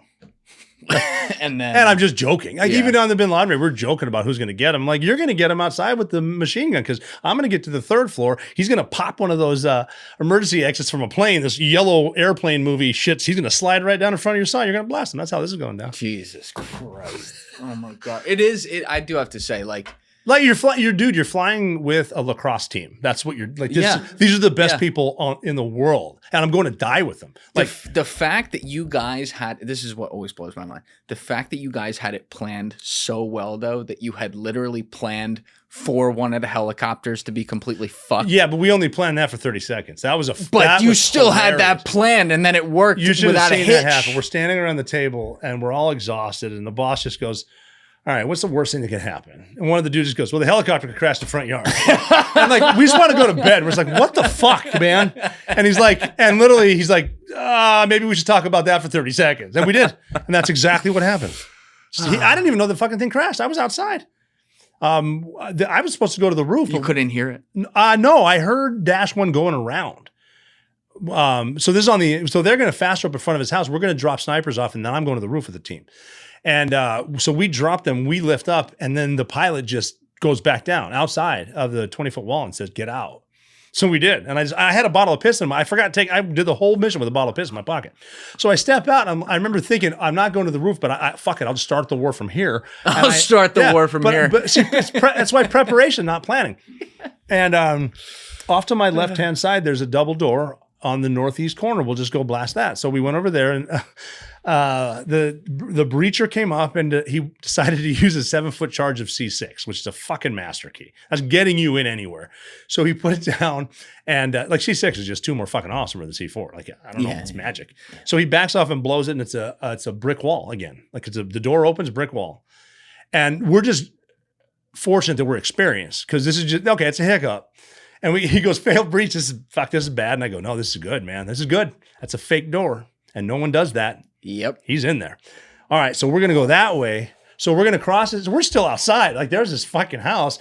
We know the carport opens. So we're going to go blast that. And we heard Dash 1 going around. So they took fire trying to fast rope. So they're just reattacking. So I'm going to give them a courtesy. We're going to blast, this is so-and-so. We're going to blast the carport. And they said, no, don't blast it. We'll open it. And it opened, and a thumbs up came out. And I recognized the glove. One of ours. Yeah. And I'm at a point in life now, seriously, and try this. It doesn't matter why I'm here. I'm just here. No shit, I'm just here now. when I talk to NFL teams, the offense, I'll say it doesn't ever matter why it's 2nd and 15 because it just is. And what we all have in common is not who missed the assignment, it's that clock that's ticking. What are you going to do about it? So we just go in. They're obviously, the flight crew from the first bird is standing there. They have American flags, but different camis. I'm so out of it with how I actually asked them, who the fuck are you guys? As I'm going into bin Laden's house, it doesn't register that they crashed. And then I get in the house, in the hallway, in the right side room, and then the guys are clearing. And just get out of the hallway. If you're getting shot at ever, just get out of the hallway. Yeah. So I'm in there, and there's a dude from the first bird, and there's the two dead guys, or the dead guy and the dead woman are right there, and I'm watching my guys, and I'm looking for thermal barrage charges because this house is going to blow up. They're going. You guys have the night vision on, but how much, for people out there who've never worn night vision, like how much can you really see? Well, for us, right in at first with night vision, you're going to lose a little depth perception, but we're doing nighttime, high altitude, high opening skydives onto cliffs in Arizona with night vision. Like we can see, we're good. You get used to it. It's like anything else. And then, we would train everything with it. So we're good. And even dudes had the quad nods. They just came out. So you got the 4 cylinders. I use the 2 because I've been using those forever. I'm like, I'm not going to try out new nods on this fucking mission. Like, what? Have them on backwards. Let's take that for a tryout. Yeah. Some guys did, man. They wore the new shit. I didn't. But I get in the thing and he's discussing, he said helicopter crash. And I said, oh my God, what helicopter crashed? Because I thought the 47s that aren't stealth got shot down now because they're right about now they should be coming in. And he goes, bro, like our helicopter crashed. Like I think you walked right past it. And so I had to get clever with him. Like, well, I was looking that way because that's bin Laden's house. I don't fucking know, dude. So I'm like, then it's registered. Yeah. Of course. That's why. Okay, those are the pilots. It makes sense. And all this was in the blink of an eye. Oh, yeah. And but then the sniper from our bird is running around the entire compound. And his job is he's got Cairo and Cheese, and their job is to make sure no one escapes. Like we're going to run him down with Cairo, and he didn't know they crashed. Yeah, and he didn't know they crashed, but he's outside and he saw the what the pilot had done is he pinned it. So he stuck the tail on we had the 4 best pilots in the world on this. Clearly. So he stuck it and put the tail on the fence and the nose in the dirt. Because he said an inexperienced pilot, when he couldn't hold the updraft, would have powered up and killed everyone. But he knew if he might be able to do this. Like literally that's how nonchalant. So he stuck it. The sniper is out there with Cairo and Cheese and he looks up and he didn't know they crashed. So what registered to him was, hey, guys inside, be on alert because they're ready for us. They've got a training mock-up of our super secret helicopter in the front yard. And the ground force commander, after an awkward pause, says, no, jackass, that's ours because we crashed. And the sniper goes, yeah, that makes a lot more sense than the shit I was just saying. And that's when it registers. Oh, yeah, they crashed. So now we're in the room. And I love the human element of everything, though, because we talked about corruption, we talked about money, but we also talk about relationships. Like, I know these dudes really fucking well. So I'm looking down, and we can tell who we are. I've had my life saved before by a sniper in Afghanistan. I remember he knew who I was. He could tell from a distance in the dark who I was by the way that I walked. Like we really know each other. So I'm looking down this hallway. This dude's 6'3", and he's working this door as a breacher. And what you do as a breacher, you just escalate force. So you go up to a door. See if it's unlocked. It might just be unlocked. They walk right in. And so it's not. Okay, now I got to figure it out. So it's barricaded where? They start working. Okay, there's no hinges, so it's going to open in. I need a sledgehammer. Shit like that. Okay, I need some start prepping charges, get the chainsaw fucking going, all this shit. So I'm watching my buddy, 6'3", and he's working this fucking room where the woman that found bin Laden said, I don't know where, but there will be a stairwell. And she said, you'll run into Khalid bin Laden, and if you can ace him, you get a shot at the big guy, which is one of the coolest sentences I've ever heard anyone say. So he's breaching, and I got nothing to do. There's no bombs. I don't know why. And I'm just watching, but I'm thinking, I know that dude, man. I went through training with him in the 90s. Wow. I remember checking into SEAL Team 2 with that dude. I remember on Wednesday nights, we'd go out to Hot Tuna. It was a bar in Virginia Beach on Shore Drive because all the pilots from Oceana would show up. The girls would all show up. We're all single, have a blast, but don't drink too much because we're going to be breaching explosive on Thursday. Then I remember breaching school and all that shit. We went through, SEAL Team 6 selection together. I remember being in D Team with him in Green Team, the hardest training in the world, going through that shit. And we checked into Red Squadron together. I remember being on the mountain to rescue Marcus Luttrell with him. I remember doing the jump to rescue Richard Phillips with that dude. Now he's breaching Osama bin Laden's fucking house, and I'm watching. Holy fuck, I'm so proud of that dude. And I'm just thinking like, all right, this is so, and then boom, let's go. And it's all quiet. And this is your element. Yeah. Like these are my fucking guys. Every time I hear you guys talk about this, it's like, this is a Tuesday, you know? It like, is. Well, like I mean, it's a one-way mission in that way, but it's a Tuesday. We've done this before. Yeah. And again, we've done this 100,000 times. Yep. I've shot this type of weapon 1,000,000 times. I know where it goes. I know what works. And now we're on a stairwell, and Khalid was there, and he jumped behind banister, and he's armed. I think he had a 74. And who smoked him? One of the 2 point men on the stairs. I've heard a lot about the word point man because I was led up the last set of stairs by a point man, but what people fail to realize, there's not a point man, and then we just hot behind him. Right. SEAL Team 6 close quarters battle, if I sat here and explained it for 5 hours, people wouldn't understand it. It is so fluid and so fast. When we eventually got into bin Laden's room, I was in a 2-man train. The 3-man up was a point man of a second train. Like, that's the dynamics of all this shit. We got to a point where like we have to simplify the rules because it's so fast. One of our rules was no shit, don't shoot someone who looks like you. Everything else, fuck it. I don't care. You point at me as load, I don't give a fuck. Don't shoot me. So we're on the stairwell and I should take guys out because I'm 8 guys back and I don't have a shot. And if you're fighting up in an urban environment, they might throw stuff down. So I should grab some dudes, let 2, maybe 3 guys handle this, but this is it. I got to see what happens, man. I can't miss this. This is historic. And we're really quiet. We're very good at that. We learned we're silent. We don't say shit because you don't know where we are. And we're slow, but we're really fucking fast and are very accurate with our shots because we know that our eyes are faster than our bullets and shit like that. Anything we're shooting is worth shooting. So it's not 2 to the chest, 1 to the head. It's 2 to the fucking head. So they're on this thing, and he whispered to him, Khalid, and he said something like Delta Rasha or something. He said, come here or something in Arabic or Pashtun and then Urdu or something that he knew Khalid's name and what to say. And he just looked over. What? It's like, dude, that's the coldest fucking thing, the coolest thing I've ever seen. And we step over him, get to the next train, and it was one of the 2 guys that I could recognize, and then another guy took point going up the third. He took some shots before I got there, so he'd taken shots, and guys go to the left and right. And now they're clearing these 2 spots, and you don't want to go to another level until you have this level cleared. Just avoids, and we only got 23 dudes total. Steve, can we pull up just like a geometric re-rendering of the compound too, just so we have that like while you're explaining this, if sometimes we got to reference something. But that makes sense. Yeah. So guys, you would have like, I'm just making up numbers, but maybe 2 guys going to this room, 2 guys going to that room. Yeah. And now you have 2 or 3 guys. So it's like 2 or 3 this way, and then there's down to 2 of us. And the thing I'm thinking about, maybe this is a bad visual, but if you ever stand and watch like a bunch of ants make their fucking kingdom, you'll see all them like in a line, like going towards something, then suddenly like a bunch will peel off like this or like that. And then they'll be building something over here or something over there. I don't know. Maybe I'm fucked up. I just watched this when I was a kid, but like that's kind of like that's the image I get because they're like right in their spot, you know? Yeah, I mean, I don't want to get too deep into tactics, but wherever your buddy's pointing, just cover the opposite, and that's you can get and slow the fuck down. Yeah, that's like you're looking at that's his house. Trying to figure which. So so that's the front door right there with the satellite dish. So that's like a garden, and then the front door is below that.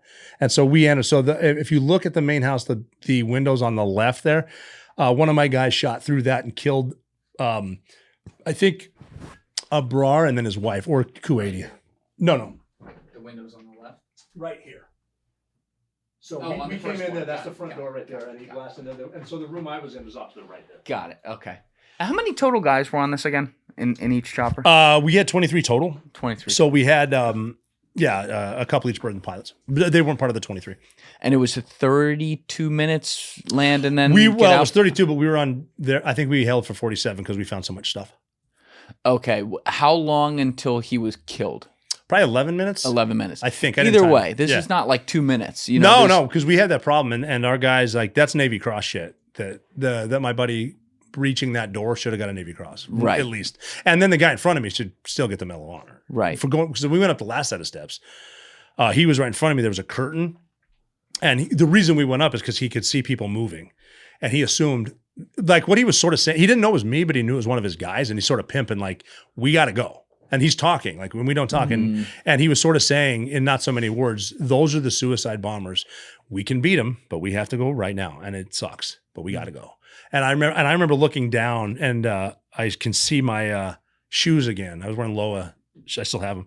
And I remember not bravery, but we're going to blow up now. And I'm tired of thinking about it. And we just went. And so we went up. And so he immediately jumped on the 2 women that he thought were suicide bombers. And when we got back, standing over bin Laden's body, Admiral McCraven, this guy's name's still not out, but he was a point man in that room. He said, "You jumped on 2 suicide bombers? Why?" And he said, without knowing it was me, he said, "I didn't want the guy behind me to die." Like that's all. That was his thought process. I got this. Like, and because he did that, I just turned right and there's bin Laden standing there. And did you think that? Because the whole issue here is like people have argued about the after action report, right? So at the time, Because you guys would go do a mission, you do an after action report. It's like 2 seconds, it's whatever. Yeah. This is just standard because that's what you did for a living. This one's different because it's like you killed fucking bin Laden. Yeah. But at the time, were you worried that the point man was going to get blamed for not shooting him first, even though like he did something extremely brave? No, I didn't. No, no, I just. He didn't do anything wrong. No, he just, I mean, it's hard to, I don't know where the controversy is. I don't like to tell other people's stories. I can tell you what I saw and what I did. And I mean, what he did was, I'm still advocating for a Medal of Honor for that guy. Yeah. I mean, it's just, I mean, once it's all over, then people get in there and it might get confusing or what, like I said, because when I moved Amal bin Laden, because after I shot bin Laden 3 times, I moved him, like I looked down at his 2-year-old son, Hussein, and thought as a father, this kid's got nothing to do with this. What the fuck type moment. Like, what are we doing even? So I moved them and came back. And then that's when other guys are in there. And there were other shots fired. And I have to walk over. I have to get a picture of bin Laden because our saying is if you kill him, you own him. So I got to go get a picture. And as I was walking over, I actually got stopped by one of the guys because I guess I was moving slower. And he goes, "Hey, are you good?" And I said, "What do we do now?" And he laughed. And he goes, "Now we find the computers, man. You do this every night. Hundreds of times you've done this. All right." And I go, yeah, you're right. Holy shit. And he goes, "Yeah, you just killed Osama bin Laden. Your life just changed. Nobody fucking cares. Get to work." Like, all right. You're welcome. Did you process it? Sort of, because, what I processed then was, that's it. This is the last room. That's like the boss. We can live now. Fuck. Let's live now. Holy shit. If we can live, I get to see my kids again. So that's what I'm thinking. So all right, let's hustle this up. We got to get him in a body bag. I went to the second floor. We got to find computers. We did. There was when I went in the first floor on the first room on the second floor. We entered bin Laden's thing, but I went back down to this one. I pulled this huge like sea bag from under a bed and opened it, and I thought they were vacuum sealed ribeye steaks. And I'm looking at it like, man, they're in it for the long haul. But it's like, oh, this is raw opium. Like they're funding Al Qaeda from here. And then you start to find, it's like, okay, break that computer, pull out the hard drive. Holy shit, take that, take this. You're going like floppy disks from like Weird Science. Like, holy shit, get it all. So we're gathering shit. And then you got to keep it's like the whole, pull back a little bit. How much time? All right, start rounding it up. We got to blow up that bird. We got to call in another one. We got to get on that fucking thing. Let's go. And like literally walking around, hey, we're leaving. And they're like, well, these women, like fucking tell them if they go outside, we have a plane right above. They're going to just lie to them, dude.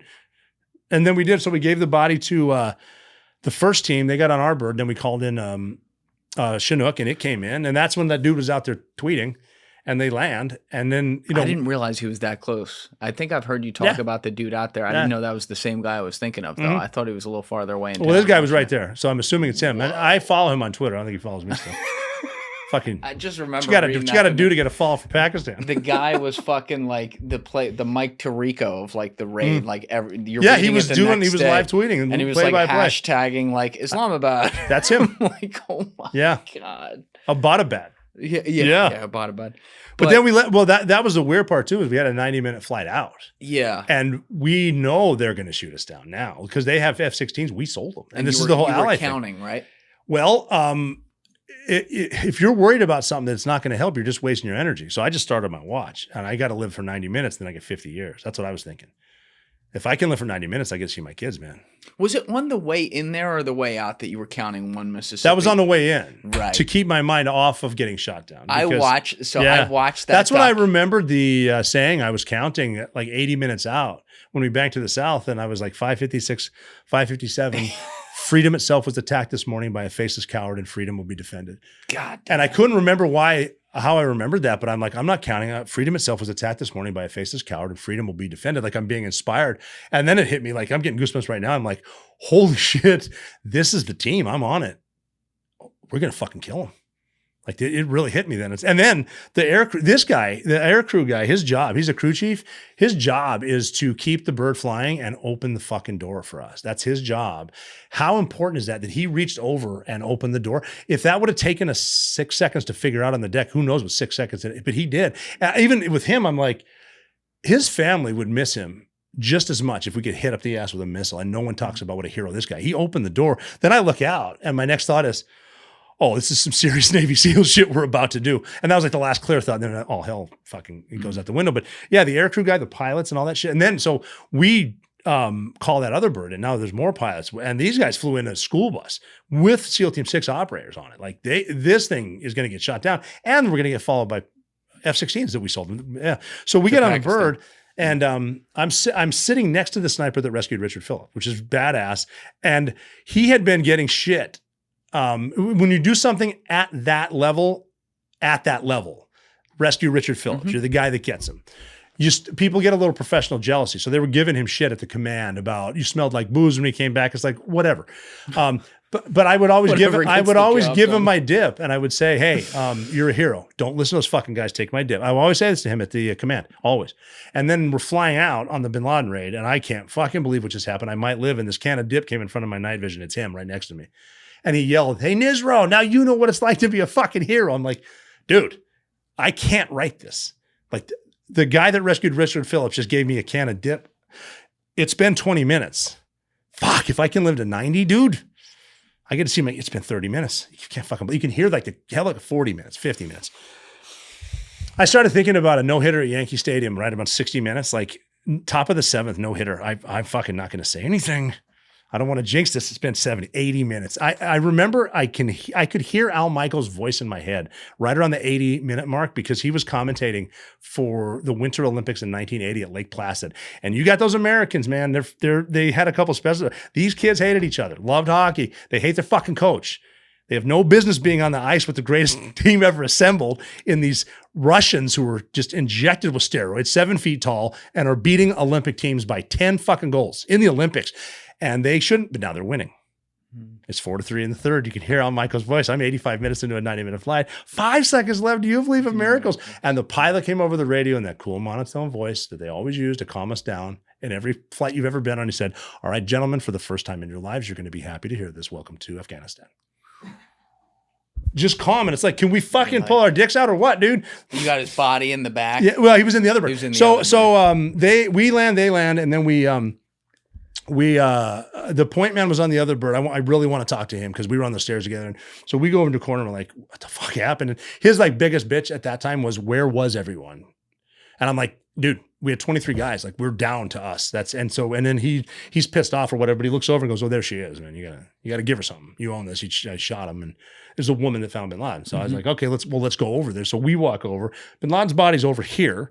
And other SEALs are looking at him. And I pulled the magazine out in the last round and I said, hey, do you have room for this in your backpack? And she said, yeah, I think so. And I said, well, we have something to show you. And as we're walking her over to Bin Laden's body, it starts to sink in because we're so close to the fire. We've done Captain Phelps. We did Lone Survivor. Like, we don't realize the true. Right. But now it's like, okay, this is going to be in the books. Had you really had a chance in the room in the moment to like look down and through the night vision and grasp that was his body there? If they ever release the pictures from the target, those are my gloves holding his head together. And I actually just gave that left-hand glove to Conor McGregor because we're business partners now. And it's like, you put people down with your left, I did with my right. So here's this. But those gloves are in the picture. Except I won't get a rematch. My fight's over. But we walk her over, and in the movie, like, she cried and it was emotional, and they left her alone. It was something. The way I remember it, and she might have a different story, is we walk over, and I was realizing the only reason we're here is because of her. Her sacrifice. No kids, no husband. 7 days a week, 20 hours a day. She was working everywhere to find him. And then I put pressure on myself. I'm like, shit, I got to think of something cool to say. This is the one time. Think of something cool. And I pointed down and just said, is that your guy? And she looked down for a second, her life's work, and hit someone in the back and goes, I guess I'm out of a fucking job, and left. She left, got on her own plane, and fucking left. What a savage. Just like that. Yeah, that's him. I'm out. Good job. Fuck him. How cool is that shit?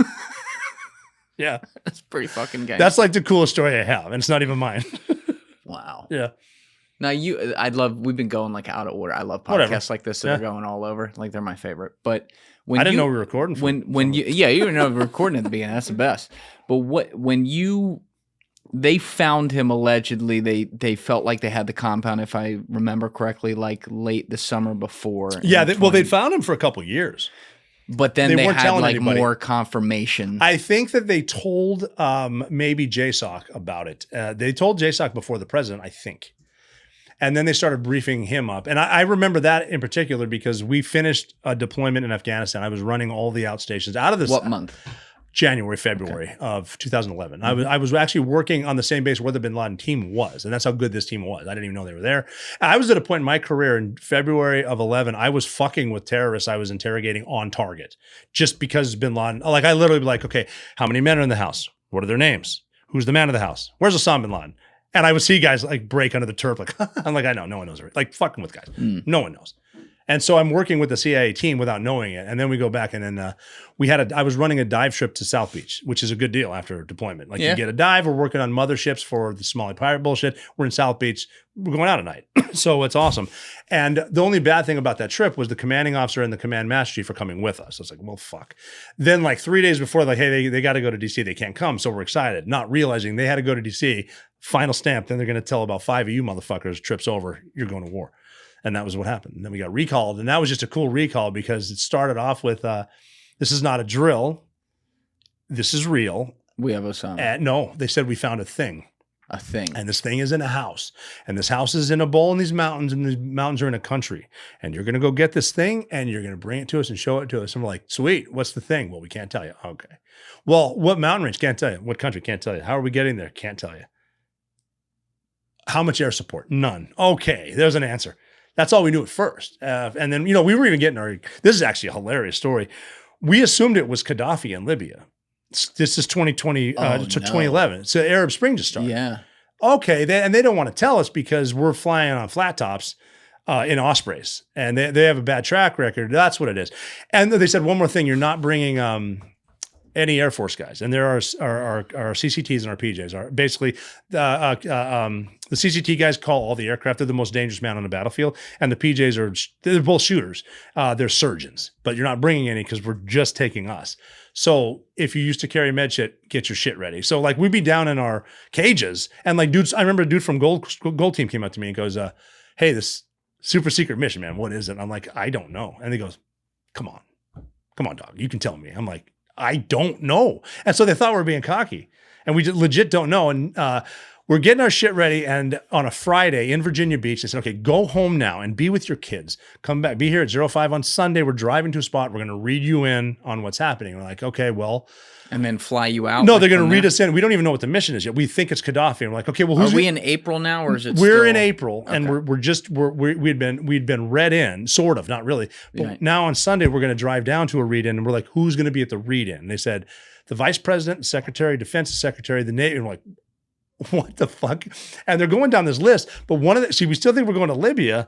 And then they said CTC Pad will be there, blah, blah, blah. They go down the list. And I'm like, counterterror, CIA, Pakistan, Afghanistan will be. I didn't say anything. I'm like, if we're going to Libya, I'm going to go home with it. I didn't say anything, right? So we go home. I came back Sunday morning. This is a great story. We're driving down. They split us up 4 dudes per van. My boss is sitting next to me. 2 guys are up front. And I explained that to them. CTC Pad, this is not Gaddafi. This is Bin Laden. You said that. And my boss looked at me and he goes, that is exactly what I was thinking. So we're just having a conversation. And the guy driving, I'll never forget, looked me in, my nickname was Nizro, Navy SEAL Rob O'Neill, NSRO. He looked me in the rearview mirror and goes, man, Nizro, if we kill Osama bin Laden, I will suck your dick. Just like that. And that was funny as shit. We laughed. 3 weeks to the day, we were standing over him. And I looked at him and go, hey, homie, now's as good a time as any. And he forgot. And he goes, fuck you, dude. I'm like, dude, we got 32 minutes on target. But then we get to the spot. It was just a funny moment. And then we get to the spot and there's an armed guard, like a half a pot of coffee and 6 donuts. And they locked the door and the commanding officer, SEAL Team 6 with the Bin Laden lady. And they said, all right, the reason you guys are here, this is as close as we've ever been to Osama bin Laden. I'm like, and then it sinks. And then we're just, okay. But it was cool being with these shooters was no one was excited. We're like, sweet, we going home now? Like, are we going now? Like, I got to grab my gun. Like, no, we have to train. It's like, no, we fucking don't. They wanted to see us train because we were one of 5 options. Do you know who the other options were? Yeah, it was us alone, us with the Pakistanis, which we laughed right out of the room. Like, yeah, tell them. And then it was 3 types of bombings. One of them was the The Air Force recommended 22 of those JDAMs, and you're not going to know what happened to anyone. Yeah, no one will Like believe he's Abbottabad's dead. gone, and it's a resort town. Bad news. And then like there was a hammer throw, which is we know the Pacers in there will just chuck one. Like you're going to miss. I've seen guys get fucking blown up and they lost a hat. Right. Yeah. So and then and President Obama was pretty cool. The word we got, he told us later when we met him was, I was never 100% convinced Bin Laden was there, but after seeing you, I was convinced you could go in, find out, and come back. Which is pretty. I mean, that's all we ask. Fuck it. That's give us some latitude, and we'll do it. Yeah. I mean, he dude, both sides of the aisle were fucking tits on that one. Was it at that meeting where they actually told you the country in the detail and read you in on what the compound looked like? They were reading us into a point where like she was explaining exactly how she found him to a point where it's like enough. That's also an amazing story though, like how it all came because they had, you know, I've had Shawnee Delaney in here who didn't even know at the time that part of her intelligence went into this because they had like a cell. They compartmentalized it so well. You'd send everything into the cell. Yeah. And then I guess this lady was the organizer of it. Yeah, she was. And I tell people too, when I give presentations, as far as running a high performance team, that if anyone says it's a need to know basis and you don't need to know, is just trying to sound cool. Make sure your team knows what they're doing and why. It's something that high tech and advanced, that intel, the way they compartmentalize it into a cell where legit everyone doesn't need to fucking know. Yep. That's the way to do it. That's why we found it. I mean, that's why presidents don't know about NASA. That's why presidents don't know shit, because they're a fucking visitor. Right. Maybe 8 years, they're gone. They'll be here. The people there are there before they got there. They're going to be there after they leave. That's just the way it works. 100%. I mean, with like Chuck Schumer is on video saying you mess with these intel folks 6 ways from Sunday, and he's not lying because he's been in there. He's been in the Senate for 800 years. He knows what's going on. He knows how to play the game. He doesn't play the game. Doesn't know what's going on. He can't even make a fucking cheeseburger. It's the most embarrassing. That was pretty sad. Are you shitting me right now? And that's an example. Can we pull that up? Here's a politician trying to be an everyman. You think he gives a fuck about your overtime? No. Can't make a cheeseburger. Can't make a cheeseburger. No. This was an upsetting. Was there a video of it, or was it just the still? I think it was just a picture. It was just the still, which means he stood in there first. He posed for that. I mean, unless they like it raw, which is fine. Whatever. Maybe he's just a pimp, man. Oh man, that's so bad. So that's what, when you get read in, that's what, like 2-3 weeks before the mission? Yeah, about 3 weeks. So we stayed there in North Carolina. They built a site, and so we worked on that site every night. And then someone had a model that they were good to give us the tactical authority to come up with the plan on the ground, which you should. And then like even pilots know that shit. If we get wrecked or on the ground, I got this. And so they let us come up with the plan. We came with the plan. We briefed it a bunch of times. I mean, we rehearsed way too much though. Way too much. If anything, you're going to get complacent with that much rehearsal. Why do you say that? Because you're going to, okay, there's definitely a right-hand turn when we go in the house. Oh, there isn't. There's a left-hand turn. What are you doing? No. I would, hey, there's going to be 5 men and 10 women and 30 children. Don't fucking, there's 45 people. I'll figure it out. Don't you tell me what you know, because you don't fucking know it. And then just rehearse. It's like, I remember I was getting tendonitis so bad in my forearms from fast roping. It's like, I can assume I know how to fast rope. I don't need to do it 15 times a day from 90 feet. I can just do it. Did you, when you're going through all the practice though, they still have the 5 options on the table. I thought they had eliminated some of the bombings by then, but they definitely weren't going to work with Pakistan by then. But did you think when they actually told you were going to do it, which I guess was a couple days before that moment, were you like pretty sure this was definitely going to happen? Or were you still? They gave us the green light, I think, on a Thursday night, and we left Sunday. On Thursday, I think they gave us a green light for Saturday and Sunday. Right. Because I do remember watching part of the NFL draft. I was a Redskins fan until political correctness killed my favorite team and part of my childhood.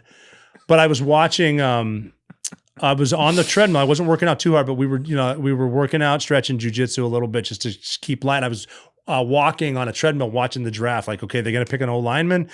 And I remember stopping thinking, I'm going to be dead in a week. Like, it doesn't fucking matter. Like, that was the mindset. Like, this is just. So when you're doing all with, like, from that very first, this is what I was really trying to also hammer down earlier. From that very first meeting, when you first hear about what this is and where it is and who it is that when you had the thought, like, oh, we're not coming back from this? No, we had to think how we're going to get in there. We know Abbottabad's this many miles in, so what are you going to do? And we were looking at free fall options.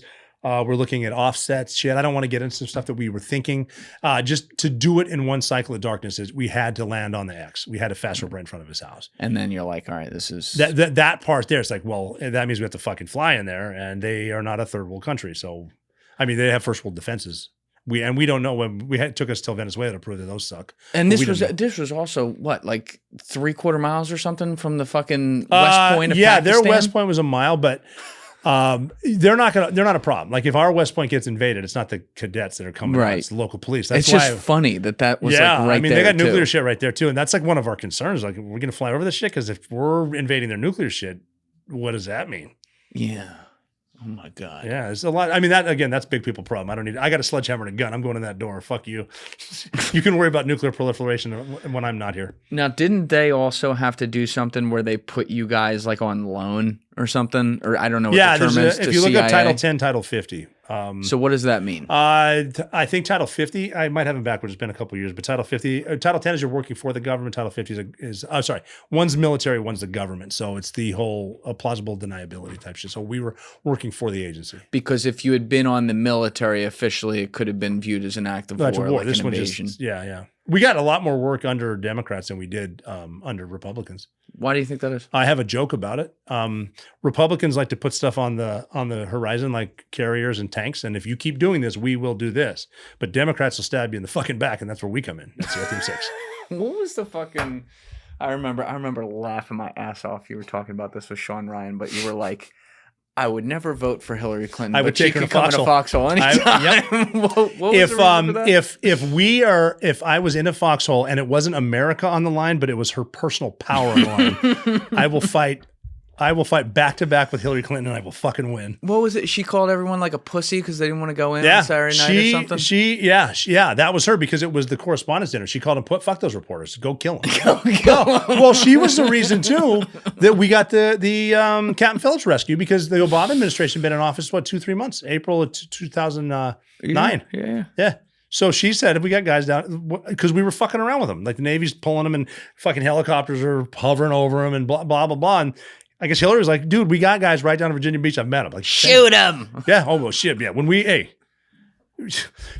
kill enough people on that mission, she doesn't have to sacrifice anyone that day. Yeah.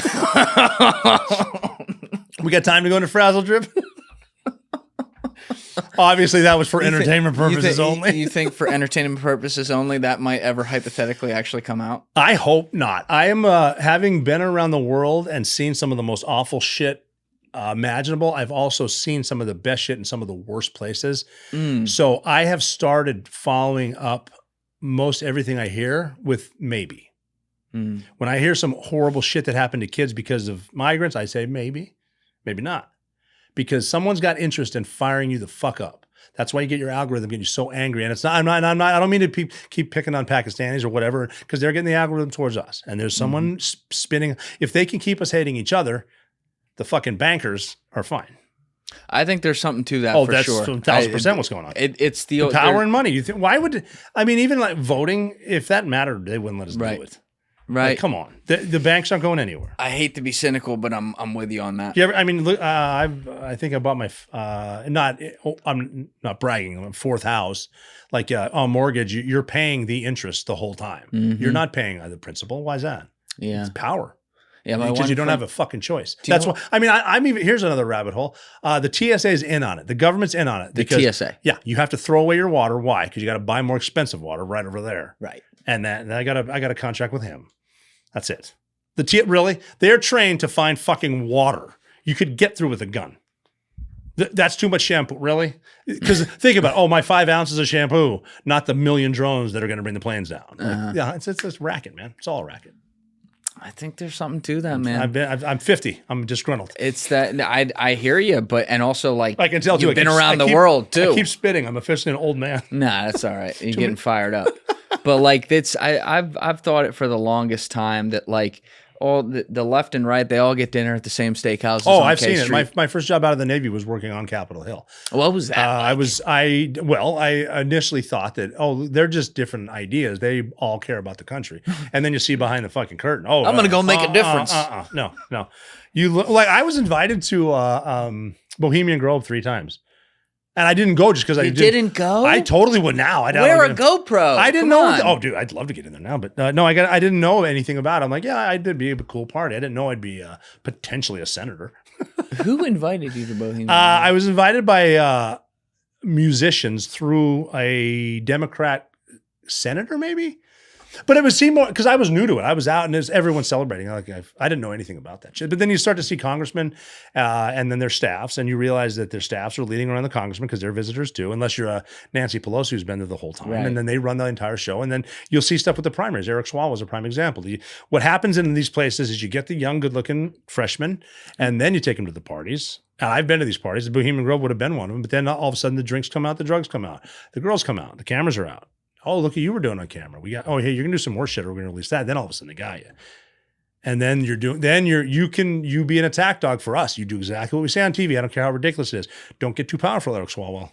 You're out. You ever worry that was gonna happen to you? I didn't know at the time.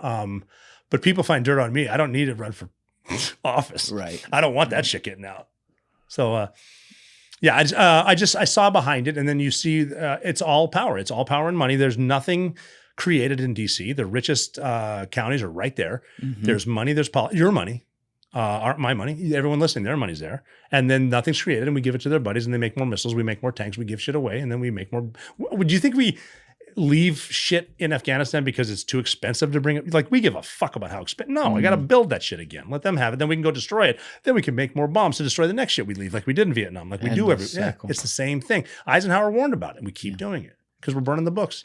That's interesting, though, because I agree with you 100%. But it's also like you've been on the tip of the spear for, I guess, essentially, like you lived your life to be able to go do that shit and be in the dangerous places and take the bad people out and everything, which is supported by those things. But what you're saying is that they just create a lot of fat where you just need muscle. Am I hearing you right? That's true. Yeah, and it's the self-licking ice cream cone. We got to keep the ice cream on top too, and you got to figure they're doing it right. Look at their recruiting. Look at the Marine recruiting. I want to be a fucking Marine. Look at the Marines that are out there right now on the Marg or on the Mew. They want to go fight right now. I was 28. Or whatever, 9/11, I will fucking invade Canada right now. Let's do this. I remember saying, fuck, because we had to swim into Liberia during the invasion of Iraq. I remember thinking, I'm going to miss Iraq. Fuck. Like, that's how bad I want to fight. You're not going to miss shit, son. What were you doing in Liberia? We had to swim in, I think Charles Taylor might have been the president, and he was, like, I'm talking straight up cannibalism. We had to go in just to secure a lane for Marines to come in and take the embassy if we needed. And this is cool because this is old school frogmen shit, like old UDT, Underwater Demolition Team, Naval Combat Demolition Units, the Naked Warriors, men with, like swimming in with a knife and UDT shorts, the catch me, fuck me's, swim in, put bombs on stuff, like sort of shipping lane come in for an invasion in Normandy or wherever, Iwo Jima. So we had to do that, which is kind of dope. And that's why, so we swam. No, that was a funny brief because we brief everything. And some of it we just, whatever. If my time is up, that's just it. And one of the things as a SEAL was I don't care about the dangerous Marine life. It's just, it is what it is. Like people would say in SEAL training, aren't you afraid a great white's going to eat you? They're all over. And I said, no, I'm not that lucky. A great white wouldn't just kill me. I would finish a 4-mile swim. He'd fucking grab me and drag me 4 miles and let me go. And I got to do it again. That's what a shark would do. But we're getting ready for this swim. And we're in the brief, and the whoever scientist or weatherman, he goes, moon rises here, sun, and here's dangerous marine life. He goes, now you're off the west coast of Africa, so there's every man-eating shark you can imagine. They're right there. And as you're swimming in, you shouldn't, because we're kind of far up the coast, but you might run into saltwater crocodiles, man-eaters, 20 feet long. They'll fucking kill you. Definitely won't run into hippos, but if you do, they kill more people than anything other than mosquitoes every year. And here's your landing point. It's called Black Mamba Point, and the reason is because of all the black mambas on this point, and they're very aggressive, and they'll kill you. And then we're like, so then we have a Civil War to fight. Okay, so we're the back of an amphib ship. It's like a big Navy ship. The back is a box. It will lower down, and it's called flooding the well deck. Mm-hmm. So all the water comes in. You put the ships out. So we flood the well deck on. I forget which ship it was, but they flood it. There's hammerhead sharks swimming in the ship. Oh god. Yeah, and they're not big, but still, the thought is their parents are whatever.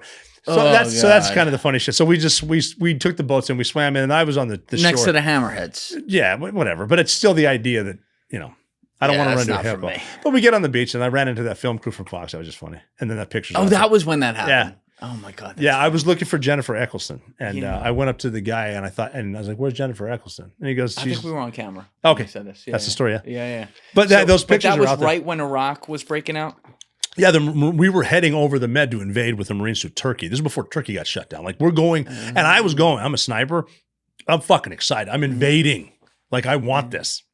I'm going to go swim. Didn't get to shoot anybody down there. And then when did you end up in Iraq? My first deployment to Iraq was 2005. What was that like? Because like everyone talks about, obviously, the beginning. I thought they sent me to the wrong place. I was like, I've been watching this on TV. This place is the most dangerous place in the world. I've got to be in the wrong place. I'm missing it. Something. Because it wasn't dangerous? Well, it's like if we ran into bad guys, we just killed them. It's like, are they that bad? Or are we that good? And then 9 out of 10 houses were benign. So you run into people. And that's when you start to realize, okay, not everyone here is trying to kill us. They're really not. And then that's when you start to think, if you're a thinker, like, you know what? These people have to deal with Al-Qaeda all fucking day. And then they get to deal with us all fucking night. And they can't cross either one. I went into a house in Ramadi, I think it might have been 2007, which when it was really hot. And wrong house. I'm standing in this house on a white carpet, a nice neighborhood. And this woman came out with a daughter my age. And I remember looking down at her white carpet. That's the only ones in the house and thinking, this is why they hate us. And then she offered me tea. Yeah. It's like, what the fuck is this? So anyway, just you start to see weird shit like that. And you realize most people are not combatants. They're just trying to live, man. Right. And even with, I talked about the invasion. A lot of migrants that actually were migrating were just trying to get away from Sharia. And then the fucking Sharia comes with them. Like a lot of people. That's the thing, man. Because living under Sharia is not fucking fun. No. And you have to say you want it because they'll fucking kill you. Mm-hmm. It's kind of a double entendre there. For sure. Yeah. But that's the thing. It's like you're kind of stuck between a shit and a fart because you have to stop bad guys from doing stuff. But you have, like you said, the 90 whatever % of people that don't want that or aren't around that, but you're in their house with the gun. And even with die. even with the Sunnis, Al-Qaeda is Sunnis, ISIS is Sunnis. And so they would stay in the Sunni towns. Like they'd come in, whatever, but then they would force their way in. So you've got good guys, civilians and then fucking Al-Qaeda. And so we have to figure out now how to figure out, because they'll hide their guns outside. Now I'm going to go in. Now I got a room full of people. I know there's bad guys. How do I figure that out? You know what I figured out? Use the kids.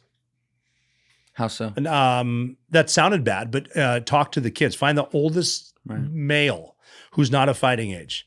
And you've already interrogated these fucking guys. You're not getting shit. Find them in a lie if you can, but they're going to lie to you anyway because you're in the fucking house.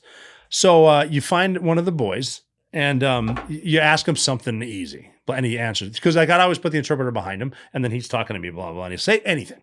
And you're like, finally, the man of the house. Come here, man. And so you build him up a little bit and dust him off. It's good to talk to you, man. What's going on? He's like, well, there's these 3 guys here that I don't know, and I don't, whatever. Oh, well, shit, well, show them to us. Hey, here, this is easy. And like, put him over here. It's dark as hell. Put a screen up there. Shine a light in his face. There's 1. That's not 1. There's 2, and there's 3. There's your Al-Qaeda guys. Easy. Yeah, you tell him he's the man of the house, and he loves that shit. Cuff him and go. And cuff these guys, leave them. They're fine. Yeah. And then he'll spread the word. How many times were you in Iraq? 3. 05, 06, 07. 07 was the best one. Why do you say it was the best? Because we had a thing called the Awakening. And that's was it the Awakening? The Sunnis realized if we kill the Sunnis, their houses will be safe. So they started turning them in. And then Stan McChrystal was in charge of JSOC. So he sent us on kill missions every night, like kill missions. We got to a point in the summer of 07 where if we only killed 11 people, we're like, this is a waste of our time. That's in houses. Like it was intense. We did a mission where there was a place north of Baghdad called Himbus, and it was a peninsula. So this is 07. No one had been in there since 03. Because there's like 19 IED makers, improvised explosive device, roadside bombs. Mm-hmm. And so there's one road. You can't drive it. They're going to blow you up. You cannot fast rope because it's so small. They're going to shoot you down. And you can't carpet bomb them because it's so small. And you don't want to kill these people that don't want to be involved. So they came to us with this plan at SEAL Team 6, and they said, here's the problem. And so we all looked at it, and we've been beaten to death with water. I've seen SEALs walk a mile out of the way to not get their feet wet. And so we're looking at it, and we're all thinking the same thing. Well, it's going to suck, but we can swim. We can swim in there and get this fucking guys. So we did 17 SEALs, 2 dogs, very important. 2 Malinois went with us. So we did. It's not even a swim. It's like a swampy, shitty fucking rats in the grape shit. But we get there, and then this gunfight starts. We end up taking 10 houses. We killed all 19 dudes. Didn't hurt one of us. Didn't hurt one woman or child. And then we swam out before the sun came up. But this like that this nuts, gets man. better. So the locals wake up the next day. We keep assets above them to watch because they've got one period. Like drones? Yeah. So we'll keep something up there to watch because they've got 24 hours or whatever, one cycle of sunlight to bury them. So whoever comes to bury the bad guys, those are probably bad guys, follow them. So we're watching this, and the locals, you can see them coming out of their houses, and they're getting terrorized by these fucking Al-Qaeda guys. They don't like them either. But they realize all these fucking dudes, these bullies are all dead. So they have this block party. And the word that we got was, they're dancing in the streets and drinking juice was the actual thing. So this reporter from Baghdad came up to see what happened. Like, this is big news. He walked through the entire house and talked to the women that survived. And all he asked them was, who came last night? And the headline in the newspaper in Baghdad said they were ninjas and they came with lions. Fucking lions. Lions. Yeah, or Malinois. Malinois. We had a big dog, yeah. Jesus Christ. So 07 was hot, yeah. So you guys obviously, like, you're insanely talented and you're going in there and things feel easy for you and everything. But like when you're looking at the lay of the land by 07 in Iraq, at that point, were you having any thoughts of like, damn, this is... No, I think we're winning. We're killing them. You still thought you were winning? We're winning this. Yeah, we are, because we got, we're pushing Al-Qaeda out and they're dealing with the pockets of the Shiite in Sadr City. That's heavy fighting in both spots, but we are doing it. But like anything else, we get rules and politicians involved and lawyers, and you're going to lose. That's just it. They. When do you think that happened? I remember a gunfight in Afghanistan, shooting it out with guys in a cave, and then they said, "Okay, we call for hellfires," and they said, "All right, we're not saying there are women and children in the cave. We're just saying we can't prove they're not." And we're like, "We've been in a gunfight with these fucking guys now, and you want us to retreat?" Okay. We lost. What year is that? Oh, shit. That must have been 08, 09. Oh, no. 08, we were still getting, 09, man. Because when there's speed limits on bases, this is actually a funny story. We would go over to war zones to re-enlist because you can get tax-free bonuses. So we would say, I got to go augment and gold team. So I'd go over there and you get in a free gunfight in Kandahar, but you also got to re-enlist to get like 75 grand. It's pretty sweet, especially when you're still shit Navy chow. Like you can't afford a lot of stuff. But we went over there one night. We got in a really, really good gunfight in Kandahar. Actually, this was kind of funny because it's different on bases too, because not everybody on a base, not everyone that goes to Afghanistan fights. And that's a funny dynamic too, because we call them FOBits. They don't get off the FOB, the forward operating base, but they buy all the shit from the PX, all the magazines, all the candy. So the guys that fight don't get shit. So we make fun of the FOBits. So we're back in this chow tent in Kandahar, and we just got a bloodbath, and we're eating, and we started getting rocketed. So rockets are landing on the base, and all these FOBits that are in their clean uniforms all jump under the picnic tables, and there's these Rangers over here that are just covered in shit, and they just were fighting with us. And one dude looks down at one of the Army. He's an Army guy, and he's an Army guy. Goes, "Hey, bro, this place is surrounded by HESCOs. And if one of these rockets comes through there, this picnic table is not doing shit. So just sit up like a man and enjoy your Salisbury steak." But anyway, so then I fly up to Bagram. I'm taking a bird back to the States. Another chow run. So I'm going to go over to the chow hall by myself. I got a gun. I got on my ship, but I'm going over to the chow hall to eat before I get on the C-17. And this dude stops me, a military police, and goes, "Hey, where's your reflective belt?" And I was in a gunfight that morning. And I said, "My reflective belt? Like, do you want me to get shot or do you want me to hide?" And I go, "I don't have one. Where do I get one?" He goes, "Well, you can get one at the PX for $3. So I'm having fun with this kid, and I go, "I can get one at the PX for $3. He goes, "Yeah." And I go, "Here I am thinking safety's free, but it's not. It's $3 at the PX."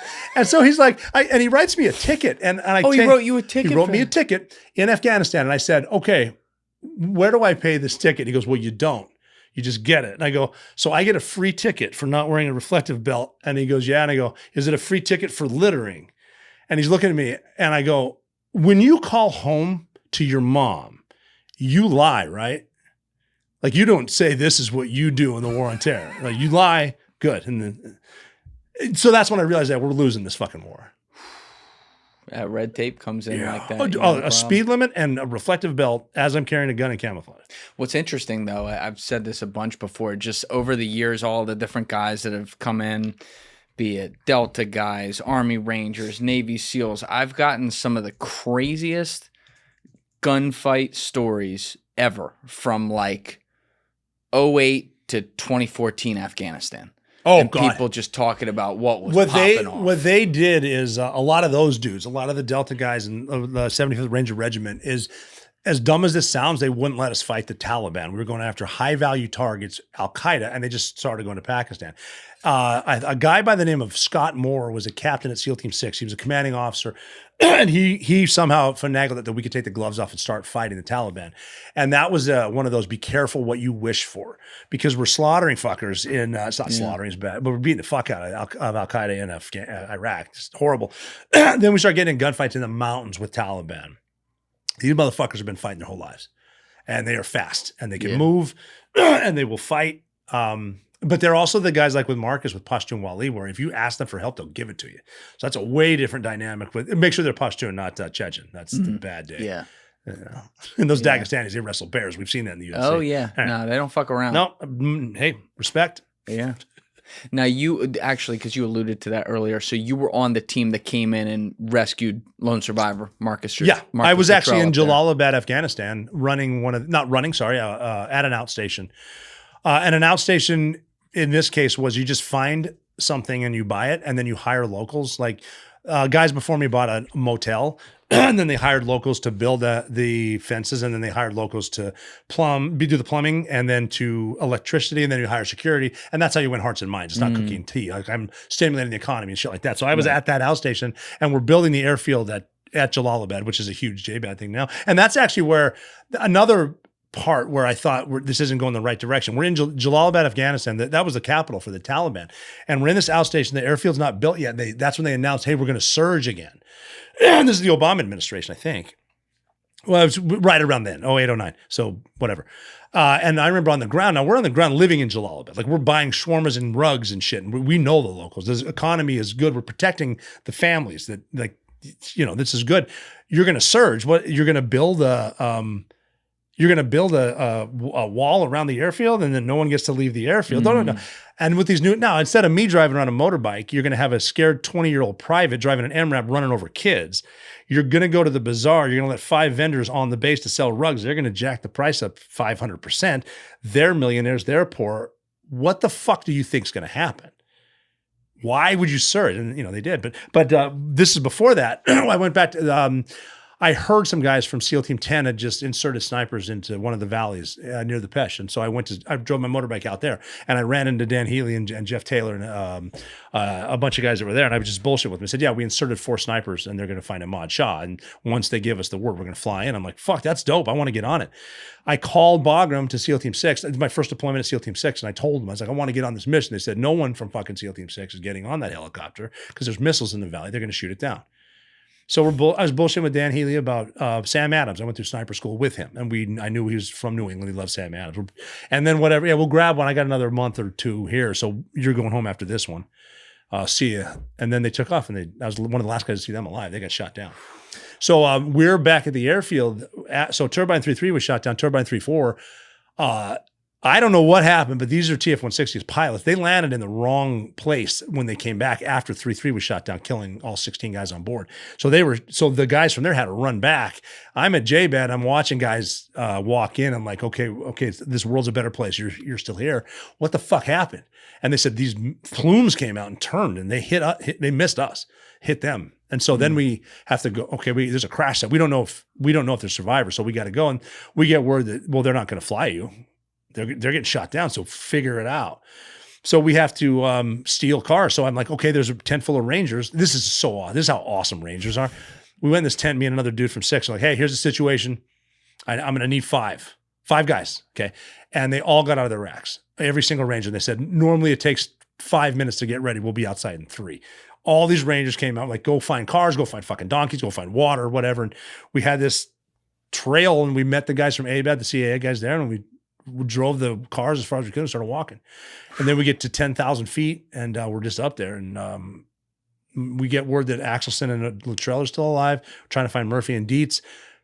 We had some guys get up to the crash site, and we had to call A-10s in on some dudes, and it just got weird. One of the weirdest stories up there, I didn't see it, but Lou Langlis was one of the red team guys. He made it to the crash site, and he sees the bodies and shit, and I guess he said, I'm going to go down to that village and just like try to, and he's walking away. And I guess he turned around and said, I just don't want to die like that. And then Lou was on Extortion 17. He died just like that on August 6, 2011. So just the way it all, it all repeats. And that's the that comes back to that. My rule: don't die because you got bored. Ask the families who were they going after that night. Big deal at the fucking time. Yeah. No one knows. No one cares. How many guys did you go up there with again? Where at? To go find him? Bin Laden? No, not Bin Laden. They shut the country down. They shut the country. Everybody went. We went first with shit. We had 100 dudes climbing them because we were just climbing. Like everyone that thinks they can fight, go up there. Like we had donkeys carrying our water. I watched donkeys jump off of cliffs. The hike was so bad. Just jump. Like that's it. The one donkey didn't pick a cliff big or tall enough to kill him, but he picked a cliff that was tall enough to make him realize once he landed that was a bad idea. You could hear him. Yeah. And like they finally flew some birds in. They tried to throw us water out of the bird. They threw that down a cliff. It's like, and then we get up and then other guys from Red Squadron flew into the crash site. It's like, okay. But then we turn around. Then we call in A-10s on these other guys. We get back down to the thing. We're awake for 3 days, 2 days. And then the villager came in with a note from Marcus. So we got a note and it's like, okay. And then this is the weird CIA dynamic because the CIA never wants to lose a source. They would rather keep a source than save an American. Swear to God. I don't want to lose my source, man. It's like, so this guy's here with this, he's walking us to this fucking place and they're trying to talk us out of it. And here's where you realize it's a weird place too. It's like, okay, I'm going to have him show me which house Marcus is in, not realizing we're about to show this man who doesn't know what numbers are, an iPad. So forget addition. Welcome to Apple, bitch. So we might as well have shown him the face of Muhammad because this fucking dude. So it's like, now we're going to walk him in. Yeah. They're like, well, he didn't cross the T's and Luttrell. It's like he got a social right. That's him. So then we're going to bring this. Like one of the ranger, I think a major got kicked out of the country for this because we badmouthed it. So we walk up with this dude and we're just going to pretend he's a prisoner, but he's going to tell us. So we go drive back in this shithole fucking like if you're there by yourself, they're going to cut your head off. Like, and we're in the most dangerous place in the world. Climb up the mountain. We're still been awake and we're getting up on top. We get word he's down in this village. So, and I remember we're having these, we're trying to talk each other like Hell Week, trying to talk each other into going. And one of my guys said, okay, I don't think I can go anymore. And I said, yeah, that's cool. We'll just tell Marcus's mom, Mrs. Luttrell, that we were this close. And we couldn't get him because you got fucking tired. And he's like, yeah, you're right. And I said, tell me that exact same thing because I don't think I can fucking go anymore. And then the Rangers swooped in, they grabbed him, they took off. They got him. So now we're looking at this village. We're up on a mountain, but that's when we start to realize we got to get the fuck out of here now. And then I remember looking at my guys and I said, this is why training is so hard. Because if you wanted to quit right now, where the fuck are you going to go? You're just here now. So let's try to get out of here alive. We don't want to be the next one. Crazy. Yeah. And then in Afghanistan, you're fighting the geography as much as you're fighting anything. It's the graveyard of empires. It's the Western Himalayas. No one has gone in there and conquered it. You won't. It's just, we've proven the technology doesn't matter. You got to get on the ground with the sandals and fighting with fucking rocks. Do you want to do? You have a stomach for that? And you had said right before this happened, that's when you had moved over to Dev Crew. Is that right? I moved over. I applied right after 9/11. I got into the 2004 selection course. How does that work? That's a tough process. You need to get approved by the conventional teams are groups of Navy SEALs divided by number. And the odd numbers are in San Diego, 1357. Even numbers are in Virginia, 2, 4, 8, 10. You need to get approved by them, usually after 5 years as an active SEAL combat. And then you apply. And the way you apply is like you send in a resume. And the very basic way to get turned down is they hand your picture to the guys that are there. And if they don't like you, you're out. It's that simple. I've seen guys, nope, done. So you do that. Then they come to your team and they interview you. Then they have you do a pretty considerable test, a PT test. So it's a good run. It's a 3-mile run at a 7:30 pace, which guys fail. It's like 10 pull-ups with a 45-pound weight. And then your body weight 10 times bench press and shit like that. It's a legit workout. And then they interview you. And then the interview's tough because you're like this is the start of the war. So these are no shit hard fucking Master Chiefs. Oh, yeah. These are enlisted dudes. And then the one officer's checking your service record to make sure your ribbons all match. And then they send in the psychiatrist. That was hilarious. The first 3 weeks. The first screening process is 3 weeks to see if you qualify for the selection course. So the 2.5 weeks is all getting in your head.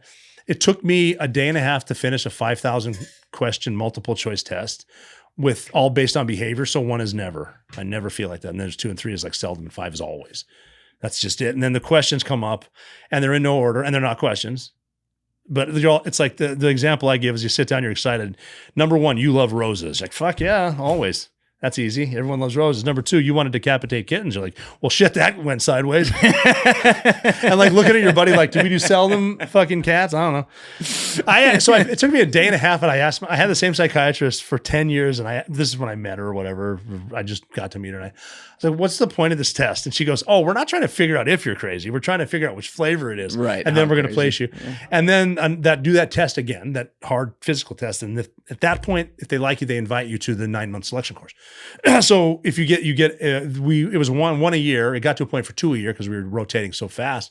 But then that process is, it's not like SEAL training where you can drown because guys have proven they will.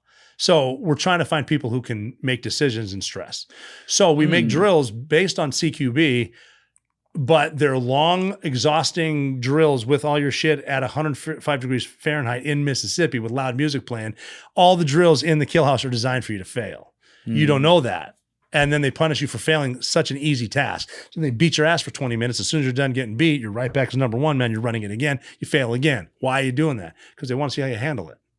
You were going to fail that. We punish you for failing. And the test was, can you get over it? How many guys 50% don't make it. 50%. Half the guys that have been Navy SEALs for 5 years in combat don't make it through. It's intense. And then the ones who do become part of a tier 1 unit. It's 9 months. 9 months. And it's like, it's so bizarre. Like I remember having a day of house runs at CQB so good. I am so good at this. I got it. To 3 runs later, they have me carrying a fucking broom telling me I'm so unsafe. You don't belong here. You don't belong to have a gun. Run it with the broom. We'll see if we'll keep you. And then you just stay there and then you graduate. Then you go to an assault team. It's like, and what year did you end up doing the 9 month? 04. Yeah. And then you get to the squadron where the guys are and you think you're good after SEAL Team 6 selection. I fucking got this. I'm fast. You get there. They're fucking gone. It's 5 guys from select green team. Like, where the fuck is shit? Follow them. And then that's when you start to learn. You dudes that like you're inventing tactics. You're coming up with shit. What is this? Why are we screwing this up? We come up with tactics. We're inventing shit. Okay, Al-Qaeda did this that time. How do we they were hitting us from the 5% coming into a room because they know you got to enter. So how we get 10 motherfuckers out of a plane to skydive at the same time. Why aren't we getting 10 motherfuckers in that room? Let's work on it. Shit like that. And then you're just running stuff. We were dirty. I remember talking to Dirty Corbett. Yeah. Fearless. Absolutely fearless. For sure. We were fearless. We were working on what we can jump because we thought the Bin Laden raid would be a skydive, high altitude, high opening.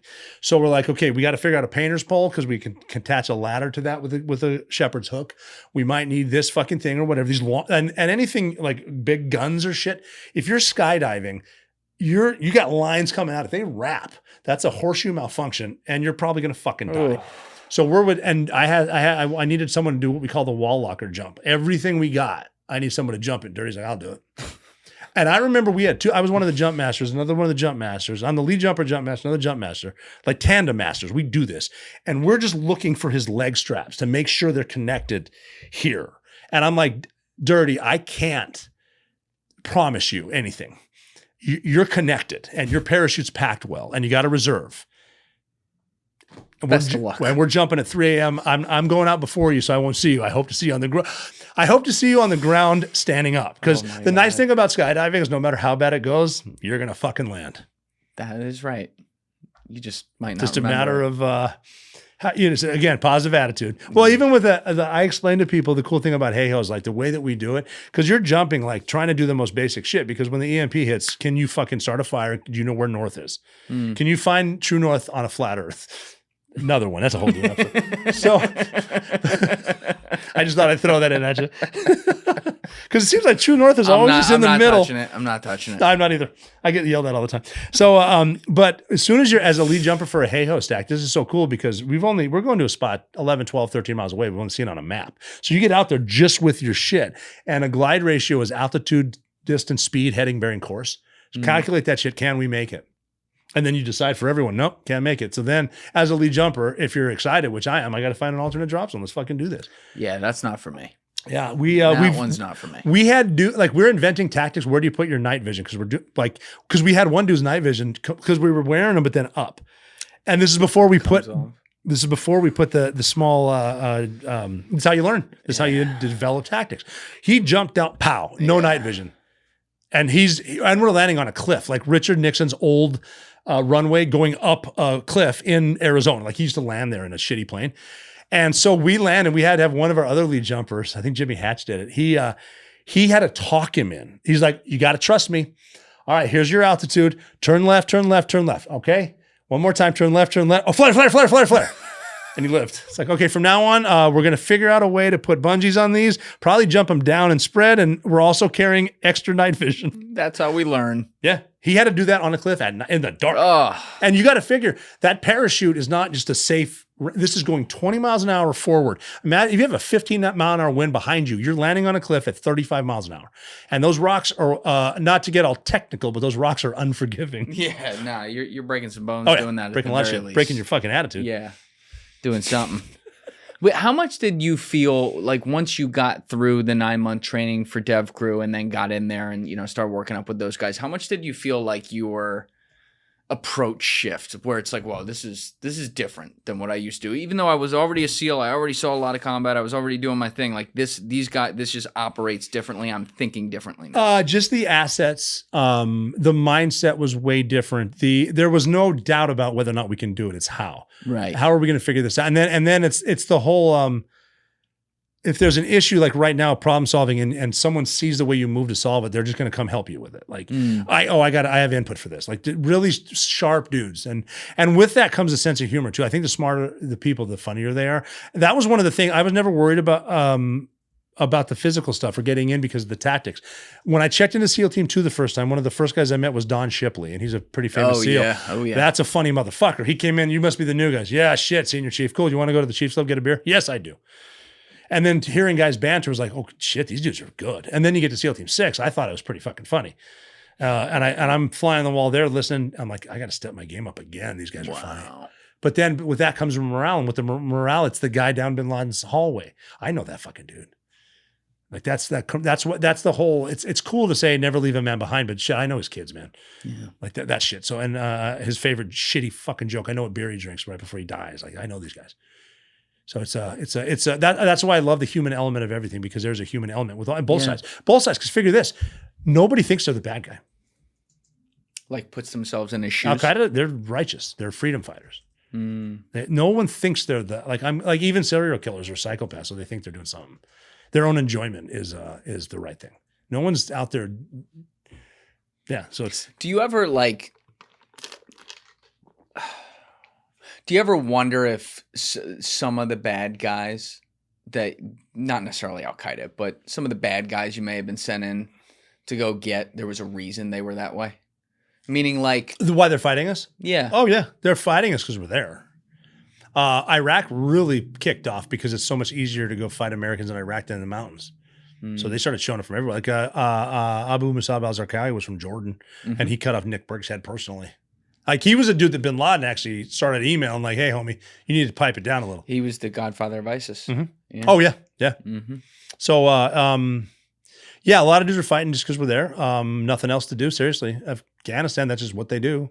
And then, I mean, you got to figure too, if you're gonna be an honest person, it doesn't matter your intentions. You spend enough time in someone else's house, you're an occupier, right? And even when I was saying like that, I see why they don't like us. Yeah, I mean, you're running over my kids with your fucking foreign vehicles. I'm pissed at you. I'm gonna fight you. I'm gonna fight you. You come here, I'm fighting. That's what they. There's national pride everywhere. What was it like for you to see 20 years after Afghanistan not just fall the way it did, but effectively that? Typical politics, typical campaign promise. I will end the war in Afghanistan, and then it doesn't matter how, as long as I promise it and I do. That's just politicians. Don't say anything about victory. Oh shit, we forgot to win a long time. We don't even teach winning anymore. We don't teach it in the academies. That our officers don't know how to win. There's no end. How do you figure that? There's no competition to win. What is winning? I think Patton knew how to win, and then of course he said, we should have been fighting the Russians. And then he died. They he didn't died like getting that. a tooth pulled. They didn't like that. Deep State doesn't like that. They got central banks to run that. Yeah, they didn't like that. But you don't think they teach winning at West Point or any of these places? No, they're still teaching which bathroom to use. Oh, the academies are bad, yeah. How does that get fixed? I mean, they've got their guys. They have their studs. Like you don't get into the academy, any of them, without being a stud. Academically, physically, all that stuff, men and women. But you don't think they can be winners? Well, they can. But the problem is the hierarchy, because at some point, again, power, people need to get promoted. In order to get promoted, I got to do the bullshit that the commander's intent says we need to have command climate. Oh, someone's worried about their ass getting stared at, so we better talk about sexual harassment. And then it gets into worse and worse and worse. And did you get your cavity filled because you can't go to Afghanistan? What the fuck is that? Right. Red tape everywhere. Red tape everywhere. Rules of engagement. Rules, yeah. But a guy like Admiral McRaven was clearly like a winner. Well, I mean, he's got his critics, but he was just the fucking man. Yeah. And Admiral McRaven looks like a fucking SEAL. Like he looks and sounds like a Navy SEAL. That's what I want to look and sound like. And that, like, when I get fired about the stories, like, imagine how afraid Al Qaeda must have been. They couldn't hear us, but we got 23 fucking Bill McRavens running through the house coming to get you. Good luck. Nah, you're gonna lose. That's a tough day. Yeah. It's like talking with you, like you're, like I was saying earlier, you're almost gamified approach to everything. Like, oh, this is the next thing I can go get this. This is exciting and all that. It all started though with you going in and being recruited by the wrong place. Seriously. And yet, well, that's the people need to realize that in life. When I talk to someone who says, like the one that pisses off veterans is, well, I was going to join, but I didn't, blah, blah, blah. And they get pissed. I don't get pissed at that. The guy will say, well, I tried SEALs, but I quit, blah, blah, blah. I'm like, well, that worked out really well for you then. Why? Well, do you have kids? Yeah. Well, you wouldn't have them if you made it. So you're here today with them. So it's a good day. Like, I'll say to them, I have college age kids, and they'll say something about a term paper, or we're studying for finals. Today's a shitty day, or I'm hungover, blah, blah, blah. I'm like, oh, yeah. Hey, here's something to think about. Talking to my daughters. If a 23-year-old dude in the Marine Corps wasn't stationed in Butte, Montana as a recruiter in 1995, and he wasn't at Arby's at 11:30 on a Wednesday, you wouldn't be alive. How was that term paper? Doesn't fucking matter. That's the butterfly effect. Cool, yeah, 100%. Like that's the drinking thing. This tattoo on 7/19/25 probably looked really stupid, but on 7/18/35, that's pretty badass. Yeah. That's the butterfly effect. You want to make a change in life. Your 2% now in 10 years is going to be pretty fucking dope. Had you thought about, though, at all before you walked in that office, the idea of like taking a life of anyone? No, because there's not going to be a war. It's over. The closest we came was Black Hawk Down in 93. So you thought you were just going to base live it? I thought chicks would dig it. Yeah. Literally. I got dumped by a chick. I'm going to be a Marine. Chicks now, when did Marines. That change? Well, I joined the Navy, so now I got to be gay.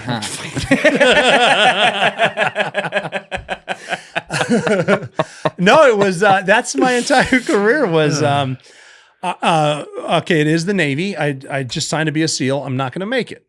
But I get to go to Coronado. I get to live on barracks on that beach. This is before we started getting all the Tijuana shit in the water. So it's going to be awesome. I'm going to get assigned to a ship after they kick me out because I'm not quitting. And then I'll have 4 years worth of sea stories. I'll go back to Butte, Montana, and I'll sit at Maloney's pub and I'll drink beer and I'll tell sea stories. That's it.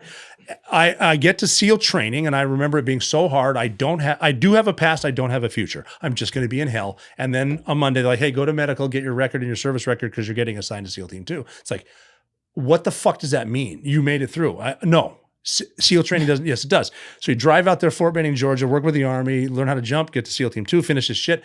This flight deployment 4 years up, done, single. I do not want to go back to Butte, Montana. I love these guys. I will re-enlist. So I re-enlist. I meet guys like Jocko. But you're also in the special forces. Yeah, like I'm not you leaving. Don't need a war. No. There's missions you have where you got to go places. What I miss about that is the skydiving trips to Tucson. You're going to live in a Marriott on the fucking campus of the University of Arizona. You're going to skydive all day. And then your buddy Nelson Miller owns the fucking Trident on Speedway. I'm going to go there all night. And then I'm going to do that every day. I miss that shit. But I mean, even the thing with the re-enlistment, I re-enlisted just to stay with the guys at 9/11. I can't leave. Re-enlist. I went to SEAL Team 6 on a fucking whim. I was going to get out at that. I was close. Because I'd fought a little bit, not enough. I went to a leadership course on Oceana Annex Dam Neck, where SEAL Team 6 is. Went to a course in my uniform, went to lunch at the Navy Exchange, because, everyday low prices, Navy Exchange, your family store. And there's gotta plug a Navy Exchange. I go in there, there's a dude in flip-flops, cut off cami pants, and like a beard. And he sees my trident and he's eye fucking me. And I'm like, that's the SEAL Team 6 guy. Fuck him. I'm going to find out what that's all about. So I went to SEAL Team 6 because of him, basically. I was on the fence whether or not I'm going to try out, and I did. But again, you had seen combat. A little bit, not as much, not a ton, but a little bit, enough to know bullets. But it's still like I want to see my family again, so I might get out. But then I saw the 6th guy. I'm like, okay, I'm definitely going there now. But that's what I'm saying. Like, it's an interesting way you put it. You have a past, but you don't have a future when you're in buds. But then you get out there, like, go to fucking SEAL Team. Well, what does 2, that mean? I I make my bed every morning. I brush my teeth. I get to the workout on time. That's what I do. What do you mean? I got it. What the fuck is a SEAL? You've been teaching me nothing. I've been beat. But now you have to think about both sides of the equation at some point there, right? Yeah. Where it's like, anywhere I could go, I could die. And anywhere I go, I may have to take a life. Well, I mean, we got guys that went to Arizona for one of them skydive trips, never came back. Even that. Training. But like thinking about the stuff that's higher percentage possibility, like, did you ever like slow down for a second and be like, wow?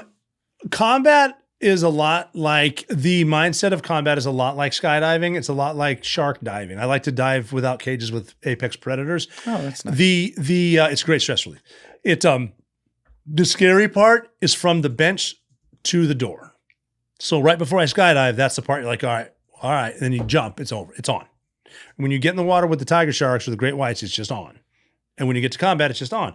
And then when you get to combat, you realize I'm actually really good at this and they're not, and I can see at night and they can't. I like this. I'm good at this. My friends are here. Like, one of the rules is if you have to go somewhere, bring a gun and bring a friend with a gun. You're going to, It's the whole, I came up with, when I was using an M4, which is right before we started using the 416s from H&K, I had a thing with, I stopped carrying an escape and evasion kit, like, which is your extra whatever, blah, blah, blah, fucking signal device, right? I stopped carrying it because that's a waste of my weight. I have the M4 charge card. And they would say, what is an M4 charge card? It's like, it's simple. You have a car, I have a gun. I now have a car and a gun. You can charge anything with this thing. So yeah, just shit like that. You adapt. Yeah. And then you find yourself in situations like the one in Pakistan where it's like fucking 5 guys on however many are in the high ground like that. Oh yeah. And you're just joking your way through it, and then suddenly, boom, 3.5 hours of bombing. You get your oh shit moments where, like, this is. I mean, don't get me wrong. I did take everything very serious, and if I could have a mission go perfectly, it wouldn't be as funny. So I would be serious. But when shit goes sideways, like, I think someone even asked on the mission, like, what happened? The helicopter crash. You do that shit on purpose? No, fucking idiot. He's fucking with you, So the sense of humor is there. But if a mission is going perfect, there's your problem, though. So now I got to be really serious, because that's the problem. I'm walking into an ambush, because you do need to realize in combat, anything you do can get you killed, including nothing. Like, there were dudes that died, like, survived combat and then are leaving a shitter on base and get hit with a rocket, and then your time's up. Yep. And again, too, that's there's a reality of my adminship better be in order. Do I have my will the correct way? Because guys were fucking with that. Guys were like, there was a dude said, yeah, I want this guy singing Tiny Dancer acapella, not Acapulco, at my funeral. Like, I want him singing, but then guys start dying. It's like, all right, strike that. I need to get more life insurance, because shit, he didn't come home. His kids are okay. And then you get all your shit squared away. And then just make sure your shit's in order. Because the worst conversation I hated was, did you know? It's like, did you know Scott Neal? It's like, what the fuck do you mean, did I know? Right. Did you know Mike Koch? Yeah. What happened? Yeah, getting the I was actually, after the Bin Laden raid, I was the liaison for JSOC in Fort Bragg. So after the Bin Laden raid, I was down there in August, and we went out one night, and I went back to the hotel, and I'm getting ready to go to bed. They said a helicopter was just shot down in Afghanistan. A lot of people on board. It's like, oh fuck, man. So I drive into JSOC and I just type a message, what just happened, to my guys over in Afghanistan. I got a response immediately with a list of names, 31. Yeah, 31 names. 31. Bart and with you the knew dog. a bunch I of knew those 17 guys. of them. Oh. And so you get how do you process something like that? You don't. We finished Bin Laden, we're on a high, and now we lose we lose the best fucking guys. 17. Yeah. That you knew. Yeah, Robert James Reeves was on there. I'm Robert James O'Neill. He's Robert James Reeves. I just named my first son after him. I named him Reeves, so he's Reeves Thomas, but I named him after Robert James because I had one of the most profound moments with him. I went through selection with Rob Reeves, and I wasn't his roommate, wasn't his best friend, but always, every time I spent time with Rob Reeves, it was just quality time. He was never rattled. Whenever I'd get rattled and have a fucking idea, and he would be the guy say, you know what? That's probably a bad idea. Just like that calm. And gunfights. I've been in fights with him before, and it's like just the really good looking fucking cool. And I went to his house after the Bin Laden raid, and he was gold team, I was red team. And he was good because I don't know how to handle that shit. You just killed Bin Laden. No one knows how to handle that. And then you got the fucking whatever. And so I don't know what we're going to do with this. So I went to his house and he poured a glass of red wine. I was a big drinker at the time. And he said, you want a glass of red wine? I said, I'm good tonight. I think I'm good. He said, okay. And he sat there with me and he took a sip of his red wine. He said, you know, one of these days, a lot of us are going to die on one of those helicopters. Yeah. Just like that. And then a month later, he died on one of those helicopters. My God. Because we're just packing it in, and we all knew that shit. You only need to be right or wrong once. A bullet needs to be right once. One RPG kills everybody. That's it. And he was on it. And, that's the thing. I think about that with all you guys. Oh yeah, it's man. Like, we don't lose all these times you were there. We don't lose the. Yeah. Crazy. It's like all you needed was one that went this way instead of that way. We were on an insertion one time, and again, I mentioned the pilot's calm voice. Like when you're flying somewhere and you hit an air pocket and spill something on yourself, and the pilot comes over and says, well, obviously we've hit some weather up here at 38,000 feet. It's to calm you the fuck down. Because you're not helping him, and he's got this shit, right? He's a pilot. He's a fucking man. But we were inserting on a 47. It's always the 47. And Al Mack was flying. I'll never forget Al Mack. Probably the greatest pilot in the history of the Army, and that says a lot because if you're the best pilot in the history of the Army, you're the best pilot ever. And like I have a shirt that we made that says "I know Al Mack." Like he's the man. He saved everyone's life when Neil Roberts fell out on Roberts Ridge at Tucker Gar because he got hit, and then you got to talk to that guy. But he was flying us in. Cool. On a 47, and it's again with the twin thing, bigger than a school bus. Like this thing gets hit, everyone dies, and you never do a hot insert. That's Hollywood shit.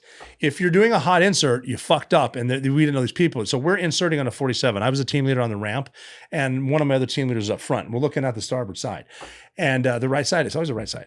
And these flaming footballs started shooting at RPGs. Zip, zip, and we're on like final, so we're flaring, and you're just this is it. And then I look at the team leader. We're on the communication system for the bird, and we hear. That's a Dishka. I look at him and I can hear him speaking. I see his mouth. He goes, is that a fucking Dishka? And they're designed to shoot. And we're like, and so there's a realization this could be. And Al Mack, knowing that he's flying the fucking thing, he's flight lead. He came over to calm us down. And all he said was, well, this is fucking bullshit. And that worked. You need guys and then he landed and we all got up. We killed every one of those motherfuckers. He took off. Yeah. That's why he's him. He needed to say that to us. I need you so I can snap out of it. Isn't that comedy cool? Again. And he was right. This is fucking bullshit. Yeah. Did anything change for you when you had kids, like perspective wise, on the missions?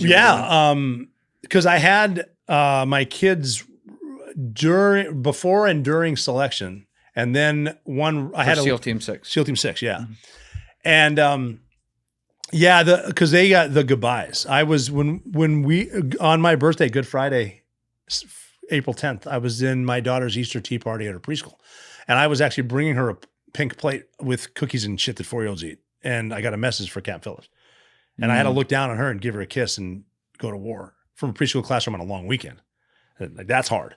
And like that, the hardest goodbye was when we were 7. That was a one-way mission. We're going to die on this. And so saying goodbye to them, she was always there when I said goodbye to her on all of those. But my youngest daughter at the time was 3 and she came, this is for Bin Laden. I couldn't even tell him I was leaving. How long before the mission is this?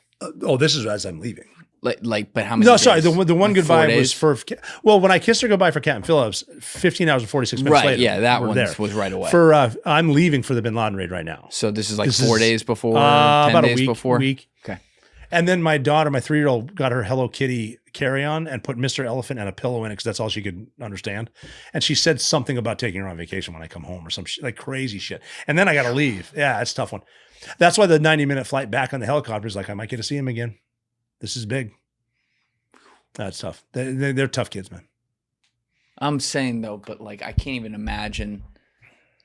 They don't know, but you know, because at the time you're thinking all your buddies know too. They did the same shit. Like we all have families. We're because we're 30 33-year-old dudes. How do you walk away from that? That's a good question. I know that I can cry for 5 minutes in my car, but then I'll get there, so I got to stop.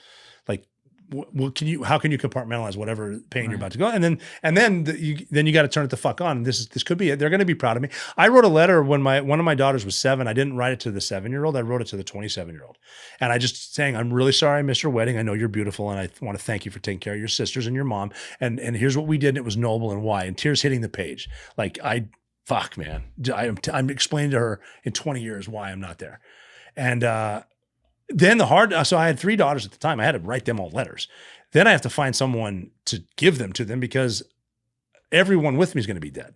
So I got to find someone who's not going to be dead, but that means he doesn't know what the mission is. So I had to layer this in a manila envelope and find an intel guy. I found a Navy intel guy. I said, hey, here's who I am. And here's this. And you're going to need to, in 24 hours, there's instructions inside. So open this and do what you do. And then just give it back to me when you see me next, if not. And he goes, how will I know? And I go, I assure you, you're going to fucking know. Just hold on to this for a while. Then I came back and I grabbed them. I immediately shredded them, which is probably a mistake. You can't write that in a movie. No. You couldn't. I should have helped with the movie. It was pretty good. That's just like, oof. Like and that just puts goosebumps on me. It's real. I mean, it's that you think about that shit. And then when you see other kids on target, now you're thinking, well, that's someone's kid. Someone really cares about them. Yeah. And it's again, what are all these men doing here killing each other right now? And who sent us all here? For why? Do you think humanity can exist without war? No. You don't. Humanity can't. Humanity could exist peacefully as if it weren't for humanity. I agree, but please explain that. We just fuck everything up. We the third person to be created by God killed the fourth. Like that's just how we do. It's like societies change, technology changes, relationships and how people interact across cultures, that changes in some ways too, but the human nature coefficient never changes. Never. It just operates in different ways. But I unfortunately agree with you. What I'd like to see, though, I'm an optimist. I am too. You know, what I'd like to see is a world that minimizes it, where you do have like some nations around the world where there is legitimately like that phrase, like peace through strength, but it's a constant deterrent. And then people don't do things. But well, I mean, you can find it. And the best way to do that is to take this thing in your pocket and leave it at home and then go outside in the grass, take your shoes off. Like I got a thing with, this is a cool one too, with my youngest daughter, Valor. She's a 2-year-old. And her name is Valor. That's kind of savage. Yeah, in Valor there is hope. I like that. Yeah, she's good. She's my little buddy. And what I like to do with her is we'll play, the little game is let's go act like puppies. And I said that at first because I didn't realize how cool it actually was. But if you act more like a puppy, your life's better. All that means is we're going to take our shoes off. We're going to go out in the lawn and we're going to lay in the grass and look up. And she gets to see the sky and the trees and doesn't get that angle. So I don't have a phone. There's no music playing. I hear the birds. I hear her laughing and I'm getting the energy from the earth. That all of a sudden we could be doing better. And everyone can do that because again, all the problems on the phone are not all real. Yeah, there's assholes. Yeah, I get pissed, but there is some good out there. It's just we need to put a check on the humanity. 100%. And then also the people in power. You got to realize like they're telling you shit so they stay in power, not for your good. Yeah. They don't care about your good. They don't care about the blue collar worker. They don't care about raising your taxes. They care about staying in power. It's addicting. I've seen it in DC. You walk outside, it's fucking addicting. How long did you stay there? Probably 2 years, and I moved to Texas. Then I met Jessica, and then I moved to New York. So this was after your first marriage, and after obviously after you. What years was this when you were in DC? I got out in 2012.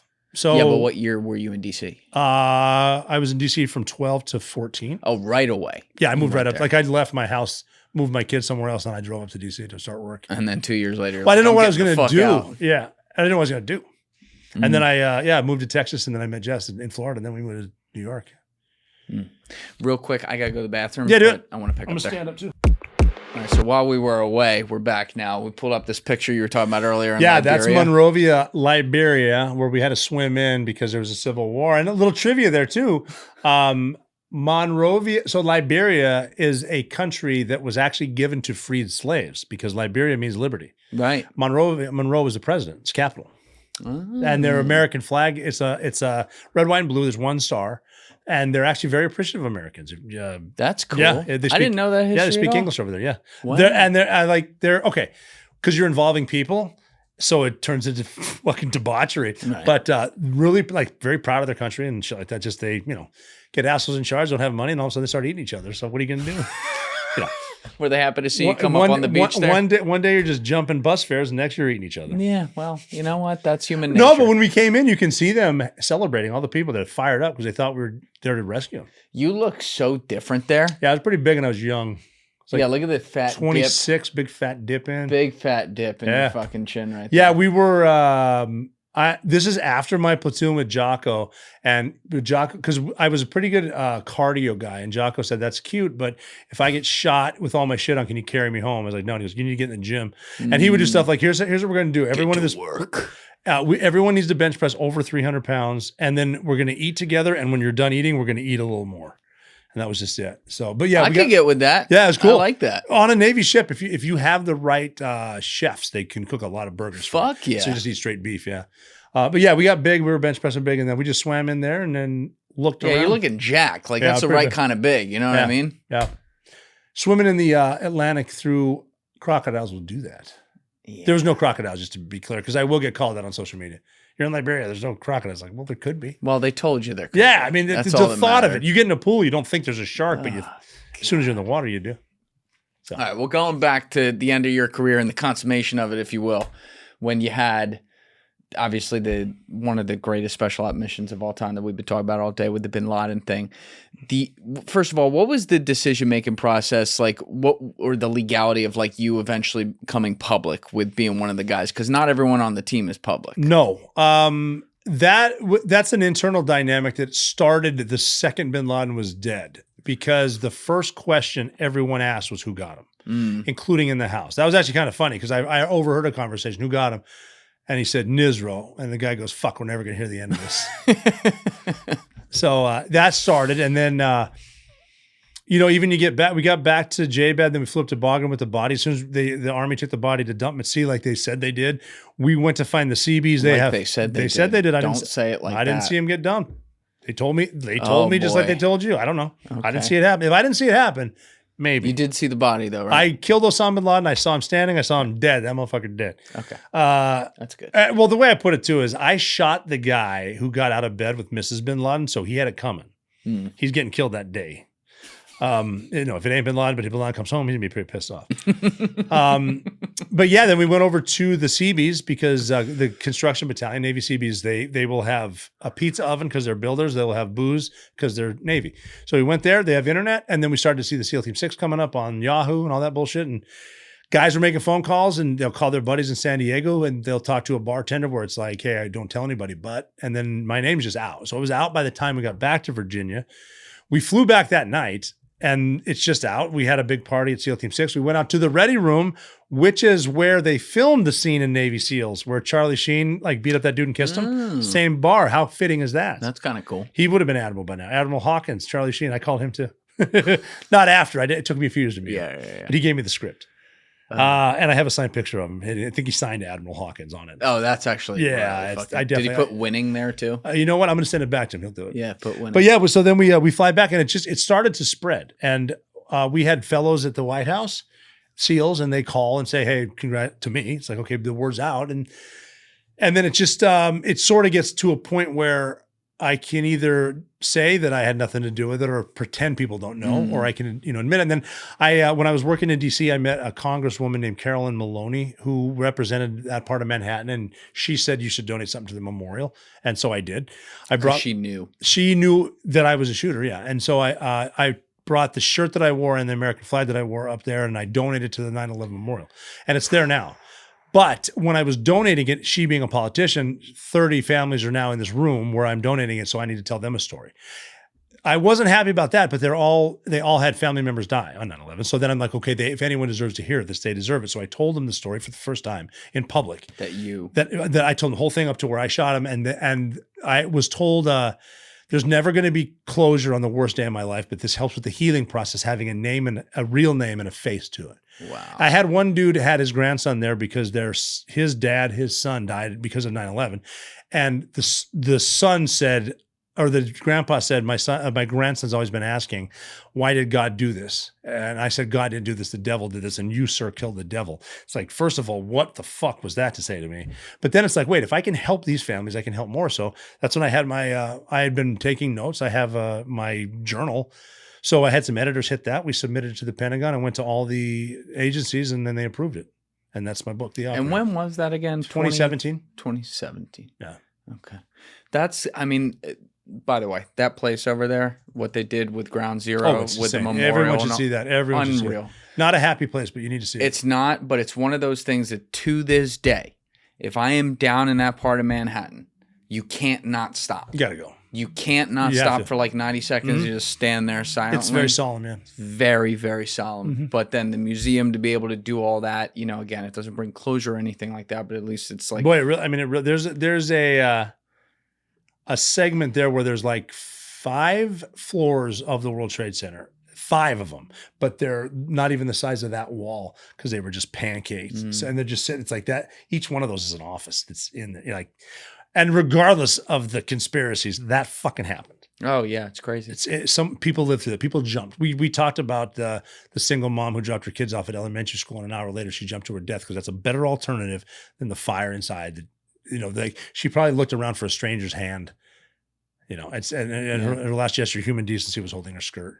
It's one of the first days in my life that I can remember every single thing that happened, and where also it being a negative event, I at least had some grasp of the gravity. Not all the way. When you're like 7, 8 years old, you can't get it all the way, but like I got it to the extent that like this is, whoa, the world just changed. The entire world changed. That's it's a reset. Where were you that day? I was in Germany. I just finished in Kosovo. I was cleaning up my gear from being a sniper in Kosovo, and then I was in operations sending emails, which weren't even that proficient at the time. And the TV came on like everybody else. I saw it on TV. And then What'd we're you just think? like, well, our life just changed. Everything changed. Because we were going to go home to Virginia. So now we might go to Sudan. What the fuck are we going to do? Because we're going. Did you know who it was right away? Bin Laden was mentioned a few seconds afterwards. Yeah. Because we'd heard of him. When I went to Albania the first time guarding an awards ceremony, they mentioned Al-Qaeda and Osama bin Laden in 1998. Like we knew about him. U.S. is cold. 2000, yeah. Yeah. I mean, even in 93, the World Trade Center bombing, that was Al-Qaeda. And then he was involved with the Mujahideen in Afghanistan. He's been around. Yeah, the Coles one that gets forgotten about all the time. Yeah, Our friend Mike Ritland was on that one. Yeah. Or the cleanup of that, I should say. Crazy. Yeah. And there was the one in Libya too, I think. There, Blew up the embassy. there was Or 2 embassies, Kenya, Tanzania. Yeah. Yeah, they were all over the place. They were in Sudan for a while, and they moved to Afghanistan. They're not our friends. One of the craziest stories that's like a huge what if moment that I heard was when, I forget who was telling it, but it was towards the end of Clinton's time, where it took a while, but apparently like the Clinton White House eventually kind of got it on like some of the threat here. Some of them, yeah. They weren't too serious about it. They were more about scandals. They literally, well, they had that to worry about too, but they literally were like apparently just totally ignoring it for years, and then towards the end they were like, okay, all right, there's something here. And there was some sort of early drone footage or something else. Yeah, when he was walking around and that was in J-Bad, yeah. That's a funny story. He was living in Jalalabad. That's where our safe house was. And we brought in, so we weren't all SEALs. We had Navy guys, like brand new to the Navy, and they get assigned to SEAL Team 6, so they're running the radios in a truck. Not going off base, whatever. And this kid, for some reason, got stationed with us. So we're SEAL Team 6 shooters, this poor Navy kid. And we're like, yeah, this is blah, blah, blah. And we're showing him the map to get the lay of the land. And we're like, yeah, so that's Osama bin Laden's house, blah, blah, blah. And he goes, oh my God, did we check there yet? And we're like, I mean, that he lived there. Yeah, we checked. I like the enthusiasm. Shit, let's go check. That would have made it easy. Would that have been cool? There he is. Okay, war's over. Oh shit, he never left. Wow. Crazy.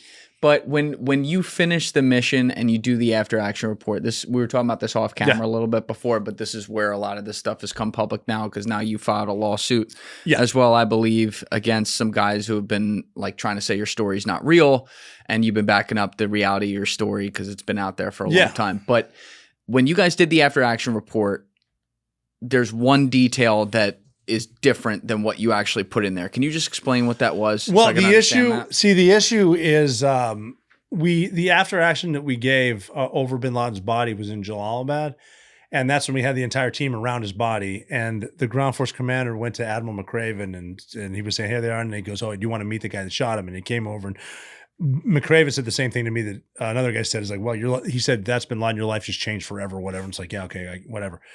And so we do that. And then we put him on a C-130. McCraven leaves. We fly him to Bagram. We put his body out here. And then all of our gears going on tables. President Obama came down a red carpet. We're watching TV, and he said, "Tonight I can report to the American people and to the world, the United States conduct an operation to kill Osama bin Laden, leader of Al-Qaeda." And that's a moment where I'm eating a breakfast sandwich. I hear the president say Osama bin Laden. I look at Osama bin Laden, take a bite of a sandwich, and think, how the fuck did I get here from Butte, Montana when I try to be a Marine? But then we go, we eat up, and then we do our things with, we go into a back room, and the ground force commander comes in, and he said, "All right, we're going to sit down now, and we're going to record this for history's sake." And he hits record. For history's sake. Yeah, so now every shooter in the room is like, "No, no." And then he hits stop, and then he can tell he kind of, and then he hits record. He's like, so now we're in a position like, I'm not saying a fucking thing. Like, shit goes on, and you don't need to know, sir, how justice is served. So, but then, were you worried about like some of the legality if like people had shot him late or something like that? I'm me personally, I'm going to say as little as I can. So we got to like, some guys talked about the guest house, and then me and the point man talked a little bit about the stairs, and then it kind of just went away.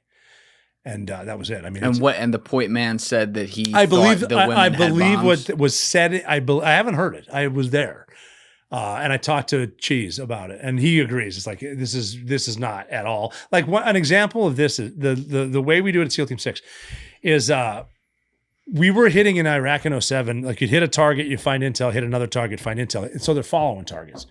And we want to get out of there in Iraq one night. The sun's coming up. I want to be out. So I had my GRG out, like, could carry it like a quarterback does. And it's right here. And I got the ground force commander right here, the officer. I said, "All right, here's the deal. Right now we're in the 300 series. I want to go back to the 100 series, and we're going to hit." And I look at him and I go, "You know what? Shit, sir, you're in charge." And he goes, "Oh, no, make no mistake. I'm not in charge. I'm responsible. You're in charge. Don't fuck me." Meaning, get it done. Now we're in a spot where for the first time we're recording it, and no one's saying shit. And so we agreed. The point man said something about maybe clipping him, and then I finished or something like that. That I think is whatever. We're done with it. So that was the recorded thing, I think, but I don't know. But what you were saying back then is like you saw him bin Laden standing up. What we're saying in the debrief is he was probably hit by more than one guy. And we're leaving it at that. And my thought process was, I've seen, again, Leavenworth, I've seen guys go to, and Amal got shot, by the way. So she got shot. The wife. Yes. Yeah. Somehow. I'm not going to report that either. I'm going to tell my side and leave it at that. Well, he was using her as a human shield. Possibly. Right? I didn't shoot her, though. She got hit. Yeah. Guys where'd you shoot him? In the face? I shot him in the face 3 times. Yeah. And because I was closer to him than I am to you. And he was standing right well, for the first 2 he was. And First 2 were fast. And the reason that happens is because he's a suicide bomber. Like, all they need to do is connect the leads on their wrist, and everything goes boom fast. So he had half a second to convince me not to kill him, and he didn't do it. And the point man, when he came in the room, had jumped on a couple women that he thought had he came in the room. Bombs. Yeah. And I mean, he knows what happened. If you ever hear from him, great. I hope he tells his story. That's fucking fun. Have you talked to him all? No, not. I deployed one more time to Afghanistan in November of 2012, because I decided I was going to get out after extortion got shut down, because my end of obligated service was January of 12 was my end of obligated service. So 11 February, I deployed again because we needed to backfill seniority for all the Gold Squadron guys that got killed. So I went to Silver Squadron, did one more deployment, and my thought process there was I came in through the front door, I'm leaving through the front door. So I'm going to war one more time. And other guys went out and wrote books and shit behind my back. Said I was doing it too. Said you were doing what? Yeah, O'Neill's getting out and O'Neill's writing a book. And I wasn't. But they were. Someone asked me that I was in Afghanistan, and I got an email, and then I called my my troop commander from the mission. And he said, "Did you just sign a book deal for $17 million?" And I said, "Well, no, for a few reasons. One, I'm in fucking Afghanistan and it's winter. 2, I don't think you know anything about book deals because only presidents will sign a deal for 17 million. So no, but that's just word getting spread about me as I'm over and whatever. And I'm not pouring me. Fuck it. It is what it is.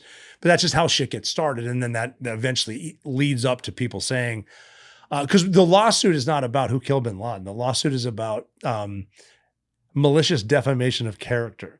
You cannot call me a fraud for 2.5 straight years trying to ruin my business by calling people saying don't work with him because he's a fraud, simply because someone's story might differ from mine in one room on one mission. Right. And by the way, and they're referring to Matt Bissonnette's. Yeah, but you know what? But he's not doing. He got in a guy's ear and said, "Trust me," and then now he's gone. That's what he does every time. And if you read his book, he was behind you, right? I don't know where the fuck he was. He says in his book he doesn't know what happened. Did you guys get along? I love the guy. You loved him. Fucking one of the best guys there. You know what? When I look at this whole situation, you guys pulled off the greatest. Well, literally, one of. I think that mission wasn't that hard. The mission you pulled off with bin Laden? Nah, man, it was the pilots did the job. We just went in and took a house down. That was an easy house. Pretty cut and dry. Yeah, the most wanted person guy shoots ever. at you, you kill him. It's like that's his biz. Yeah. Okay. Just he's been watching the show. I like this. So, but what I'm saying is, I've never I just think the whole thing's amazing, and what people did was amazing. And I think about this with a lot of different military, on military stuff I've seen over the years. I always stay the fuck out of it, whatever. But that's what should be celebrated. The fact that it was pulled off and what it is. And to me, it's very similar to the ultimate winning, and then it gets pulled down from within. Like Kobe and Shaq played together, amazing. Yeah. They're winning all these titles and whatever, and then they just get in their own heads. It's crazy. Same thing. When I checked in to SEAL Team 6, Red Squadron, a guy by the name of Wyman Howard was in charge. He made Admiral, complete badass. And when we're getting briefed, as I'm thinking of how funny these guys are, I remember him saying, now when we all retire, which we will, because this is going to end. If we work together, we're all going to be millionaires, but that will never happen.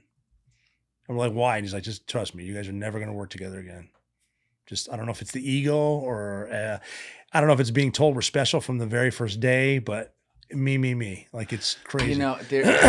There's a line that was in The Office. Who the fuck said it in The Office? But it's so true, where he's like, I wish when we were in the good old days, we knew that those were the good old days. Wow. And I wish, for you guys could have had that We moment. did in 2007. In 2007 in Iraq in the summer, we're living in tents with the AC breaking, no Wi-Fi, no nothing. I learned how to sing the Cincinnati the Bengal Growl, the fight song, because sleeping. Have one of those? I'm sleeping in between two guys on cots that are from Cincinnati. That's what we did. We'd sing to each other. And we're killing people every night. We're leaving on hell. We can't do laundry. And we realized sitting with these stinky fuckers, dipping and eating crap. These are the best days of our lives right now.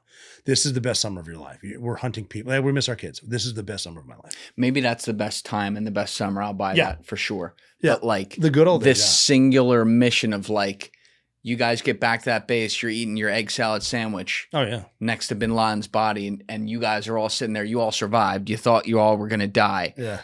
I wish there could be a moment where you guys just capture that in a little ball that you can fucking squeeze for comfort once in a while in the future and realize. Hey, you tell the other 22 guys I'm down. Let's do it. Now, some of you guys get along though, right? No, I talk to a lot of the guys quite a bit. And then some guys just lose touch. Another thing that was said to me is SEAL Team 6 is a locomotive going 100 miles an hour, and you can stay on as long as you like. Once you get off, it's going to keep going. And that's true. And again, the guys on the mission said that's the greatest team I've ever been a part of. Yeah. What a bunch of studs. I mean, everything. Everyone's snipers. Everyone's funny. Everyone's awesome. Everyone's a father. It's just really cool. Yeah. Great dudes. I mean, yeah, I mean, in that aspect, what a fucking mission. We got to take an all-star team. It's unreal. But does it feel... it doesn't seem real now. It's I just know the story. We didn't do that. But I'm saying, once people start having different stories and as the years go on, and then this guy says that and that guy says that, does it feel like betrayal? I don't think it's changed. My story has not changed. And the guy in front of me just isn't talking. And he probably never will. And then there's one guy behind us. And you don't talk with him really anymore? No, I'd like to. I'd love to. But no, I'll probably never talk to him again. And then the guy behind me, he just never says where. And that's the thing too, is I can ask. I mean, again, I have no ill will towards this team. I love this team, but they know that I can ask them all, okay, physically, where were you? Where were you physically when I killed Bin Laden? Where were you? And they all know I can do that. Right. Fucking 3-man, the guy, point man for the second train, admits he doesn't know what happened in that room. He knows he's dead, and we know he got shot a bunch after I killed him. But you and the point man from your room, you don't think you'll ever talk again? I'd like to, man. He saved my life by jumping on a fucking bomb. Yeah. You will never hear me say a bad thing about him. Is that just because like he really didn't want to be public and he's just he was one of those guys, and I've known him a long time, and I've gone to war with him a lot, and we've killed people in the same rooms. We've done entries together a lot. We went up to Bin Laden stairs together. I know him. And he was never a guy to talk. He never wanted any, he doesn't want the limelight. He doesn't even want to get credit. He wouldn't want an award. He wants to do that job, and then he wants to go to his family and then live his life out like that. So that's why he stays away. Probably, yeah. And he's a great storyteller. One of the funniest dudes I know. I would love to say the type of story he can tell, but that would say where he's from, and I don't want to do that to him. Yeah. But man, yeah, I mean, one of my favorites. That's cool. Again, with the guys, I would assume we just see him like, all right, well, that was stupid. Whatever. It's not the worst thing. I've seen you do worse. What's it like to walk around, though, after the fact? And it's out like in some bars in San Diego. It's out with some people in the government and stuff like that. But you're not out to like to me and Deef and to other people. And like you walk into the fucking Wawa and people don't know like, this guy fired at first it is weird. It is a weird if you knew you'd have a question type situation, or sitting with a bartender. Like when I was in Fayetteville working with JSOC, I didn't know. So I'd live in a hotel. I'd go to the bar and bullshit with the bartender. She didn't know the fuck I was. And kind of like it's on TV still. It was a funny interaction on TV was with my daughter who was 7, was cute as shit because she to this day knows she's not allowed to talk about it. But she's sitting. We're on the couch the next week. I just got a book from Chris Kyle, and my initial thought was, why would I want a book from a SEAL? And I open it and it says, "Great shot, Chris Kyle." And I'm like, well, this is the coolest book I own now. And then so my daughter's here, and she's not supposed to say. I'm trying to process this still, and we look up at TV, and I remember we had CNN on. I'll never forget. And they're doing viewer email. We're taking the best story of where you were when you found out Bin Laden was dead. And I'm looking at it, and my daughter goes, "All right, Dad." She's 7. She goes, "You have to email them. And if you say you're in his bedroom, you're going to get on TV." It's like, that's funny. So yeah, just weird conversations you like that. You should have sent that email. I know I should have. But I wasn't going to get out. That would have been the most savage way to get out. I killed him, bitch. I was in his bedroom. Okay, we can all agree I was in his bedroom. That's a cool email. There's not going to be a lawsuit about the fact that I was in his bedroom. Oh, man. Yeah. And so you got out in 2012? 2012, yeah. And that was a wake up too, because I even, so I've got my 3 kids, and I was separated, but I asked the Navy, what's the extension for healthcare for my kids? And they said, at midnight, it's over. So it's like, thanks for coming. Beat it. Wow. Yeah, I don't have a degree, so I was like, shit, I better figure out a job. Was it hard to turn off from that though? Because you were in for so many years. No, it was at first, meaning the first time I got back from Afghanistan, I was driving my daughters and my wife home, and I was driving really fast and aggressive. And I was like, because I was just driving in Jalalabad for the summer. Right. And so I had to tone it down. But then you just you could legit compartmentalize the fuck out of it. Just you're murdering people, then you're going to a recital. Whatever. But later, like you said, it creeps up. Later in life, not at the time. Later, then you're literally competing with your friends to get more kills. Like I remember one. You remember like Halo 2 or 1 where there's old, but it's important to the story. When you'd shoot and you'd hear the voice go, "Gain the lead." Oh yeah. We saw a dude do that one time from Gold Team. The EOD guy, explosive ordnance disposal. EOD guys are studs. They're the bomb techs. But a lot of times you put them on security when the assaulters go in. So guy gets off, holding security. 3 dudes pop up who are sleeping. He blasts all of them. Pow, pow, pow. Gained the lead on the radio. Oh my God. That's the best radio call in the history of radio calls. That's pretty fucking good. Yeah. Like you got guys laughing, trying to take. Yeah. That's some dark ass comedy right there. Oh, yeah. And to think of that, like he didn't know they were there, and then he does, and then he thinks hey, I got to say, because I hear this all the time when I shoot monsters on Halo. The only difference is these three probably had families. Oh my God. So you're going through with this whole thing though. You're trying to go to court with this I want to take it to court. Yeah. What pushed you over the top? When he said if I was lying, he'd sue me. So I sued him. And unfortunately, with that comes discovery, and you have my side and you have stuff that he doesn't have. And it's just a matter of, I mean, the truth is always good because you don't need to remember bullshit. And I'm just telling the truth. So, let the chips fly. I don't care where they fall. The fucker should have called me instead of starting a podcast. Yeah, I do wish like there'd be more, I guess, like off-record conversations with the military. And the thing is, we'd all get along. Even that dude Plattner up there Plattner, the Marine that's running for Senate in Maine, and he's got the horrible videos out there. Is this a guy with like the Nazi tattoo or whatever? Yeah. I don't really know anything about it. Yeah, it's fun. Now the Democrats are slowly eking away from him because he's a problem. And look, again, someone who can't make a cheeseburger should also be told, look, if someone has an anonymous Reddit account, probably not Senate material because once it comes out, the guy's a fucking clown. Yeah, but with veterans, though, instead, just have a conversation. And I'm guilty of it too, man. I've said horrible shit too. Alcohol and Twitter, fuck that. Yeah, it's not a good combination. It's a horrible combination. Another reason. That date on the hand to not let you do that. If you tweet enough, you will get a tattoo on your head saying you quit drinking. The best tweets I've sent are the ones that never go out. Dude, that's the best. I tell people that I would tell my guys in combat, don't react, do respond. And the way to do that is when you get, and I do take this advice every day, when you get really pissed, boy, type that fucking text. Do not hit send for 24 hours. 100%. They go to drafts and then I delete it. Boy, it feels good though. And Abe Lincoln did that. That's a story for you. Abe Lincoln would write letters and put them in his desk. So I saw that desk. This is a good story. I went to dinner at the White House during Trump's first term. He actually invited me and Pete Hegseth.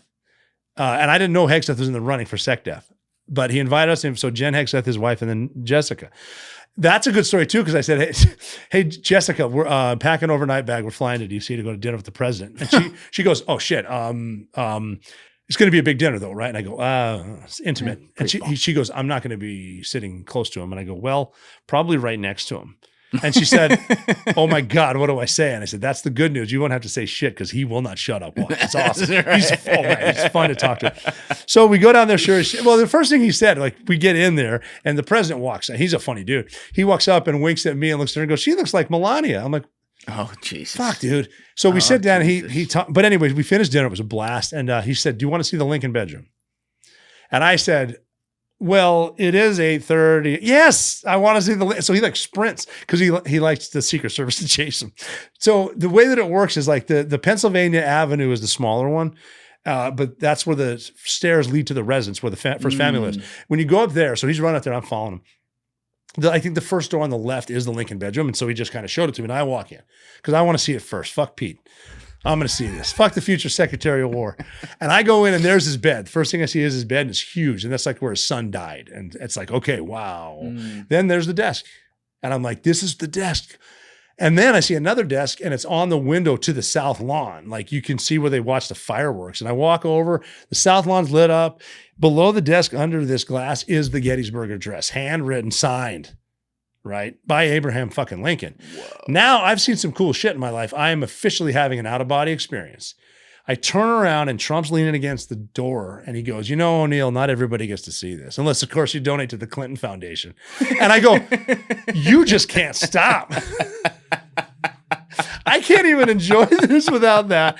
And then he goes something along, again, these are my stories. He might disagree a little bit, but it was something like, he said, yeah, Melania's mad about something. Hey, to the Secret Service, take O'Neill to the basement, show him where those limeys started that fire in 1814. I'm like, I don't think we even say that either. Yeah. He may not have said it in his defense because this is all for entertainment value, but I heard that. And then he took us down there. I was like, no shit. And I was like 10 glasses of Trump wine deep. I'm like, this is pretty dope. I'm drinking Trump wine in the basement, looking at the fire. Can we get a picture out front? And they let us go out there. So me and Jessica got a selfie in that. Isn't that nut? Like that place, I can't even imagine being in that. Dude, the Capitol building too. The ladies' cloakroom is, I think, haunted by John Adams' ghost. What? Looked at who's haunts the ladies' cloak. Oh, the DC This is shit. Like a story? Oh, no, it's real. Like a real thing? I think I saw him. John Adams? It's something. Look up who was haunts he like the a ladies' peeping cloakroom. Tom or something? Must have been, right? Yeah. He had those glasses. No, it's Ben Franklin. Maybe something. Ben Franklin was, I don't think he needed No, but like DC's great if you get away from the filth. But like the history is awesome. Yeah, the history is kind of cool. Is that John Quincy Adams? Yeah, and he would famously skinny dip in the Potomac, and there was beavers out there. So at some of the hotels they'll sell pet or stuffed beavers. That's serious. It was famous for that shit. DC's beavers cool. Like bite him. No, and shit? like beater. No, I don't know. I think they adopted one or something because he didn't have a dog. All right. So this is real beef? Yeah. John Quincy Adams was So John Quincy Adams, yeah, he haunts it. Okay. But yeah, his ghost is in the cloakroom. That place is cool. God damn. And then you go to those places where they would have the old Congress, and there's like the nameplates for who would sit there, and the gold ones became president. But there's little rooms where you can go to one side, and if you whisper, it goes to that side, so you can actually have conversations with the echo. So what politicians, that's like Pantheon shit, dude, it's badass. Yeah. So what politicians would do, they'd have the foreigners come in, they're going to negotiate. Okay, you guys go discuss over there, and so they hear them discussing, but they're listening to everything. And then they negotiate. They know. Yeah, DC's cool. The Capitol's cool. The Spy Museum, I guess, is badass. Who was? I think Joby Warwick was telling me about that. Said you got to go to that. Where is that in DC? That is. Yeah, it's. I don't know, but it's in DC. Yeah, Joby Warwick said go there. Yeah, he's a good dude. Yeah. You know Joby a little bit. Yeah, he actually he did one of the blurbs on my book. Oh, that's cool. On the back. Yeah, Joby's been on the podcast 3 times before. It's my. He knows ISIS pretty well, man. He wrote the fucking encyclopedia. He did. I was with flags. him when he was writing that. I remember that. You were with him when he was writing I wasn't helping him write it, but I was like meeting him for drinks and shit. Yeah. Oh wow. Yeah. Good dude. Now, some of my guys who are like active in the military have told me that it's not like there's like a required reading list or whatever, but some of the ones who have gone to like get stationed in certain places in the Middle East, the guys there will be like, all right, read these 3 books, and the first one's always Black Flags. So like this just captures like the essence of like what we're dealing with. Mm-hmm. We'll go from there. Absolutely. You got any regrets?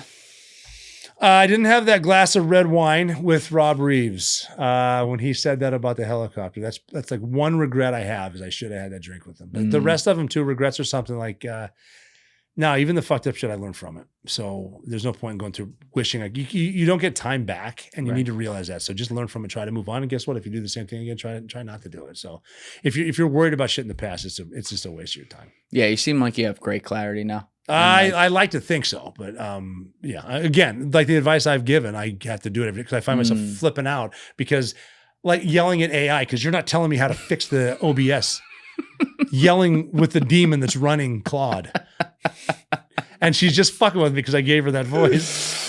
No, you can't develop the relationship with the hot Claude lady. It's so funny. It's like, stop apologizing. We're not friends. I'm sorry, Nizro. No! And I make They made movies about that. She calls you Nizro? Calls me Nizro. Oh, that's not good. That's fun, though. All right, that's not clarity right there. No, yeah. But Rob, I really appreciate you doing this. This has been a blast. You're a lot of fun to talk with. And yeah, likewise. Obviously very cool after all these years to finally meet you. Yeah, it is. And hear it. It is. Well, we'll do this again too. I'm going to get you on the Operator podcast. That would be awesome. I'd be honored. You got to come help me design my studio because I was arguing with Claude about that today. So all right, Deef and I'll come up there. Cool. We'll fix you up. It's a deal. All right. Thank you, sir. Yeah, brother. Everybody else, you know what it is. Give it a thought. Get back to me. Peace. What's up, guys? Thanks so much for watching the video. If you have not subscribed, please hit that subscribe button before you leave, as well as leaving a like on the video. It's a huge, huge help. You can join my Patreon via the link in the description, and you can also join my clipping community via the Discord link down below. See you for the next episode.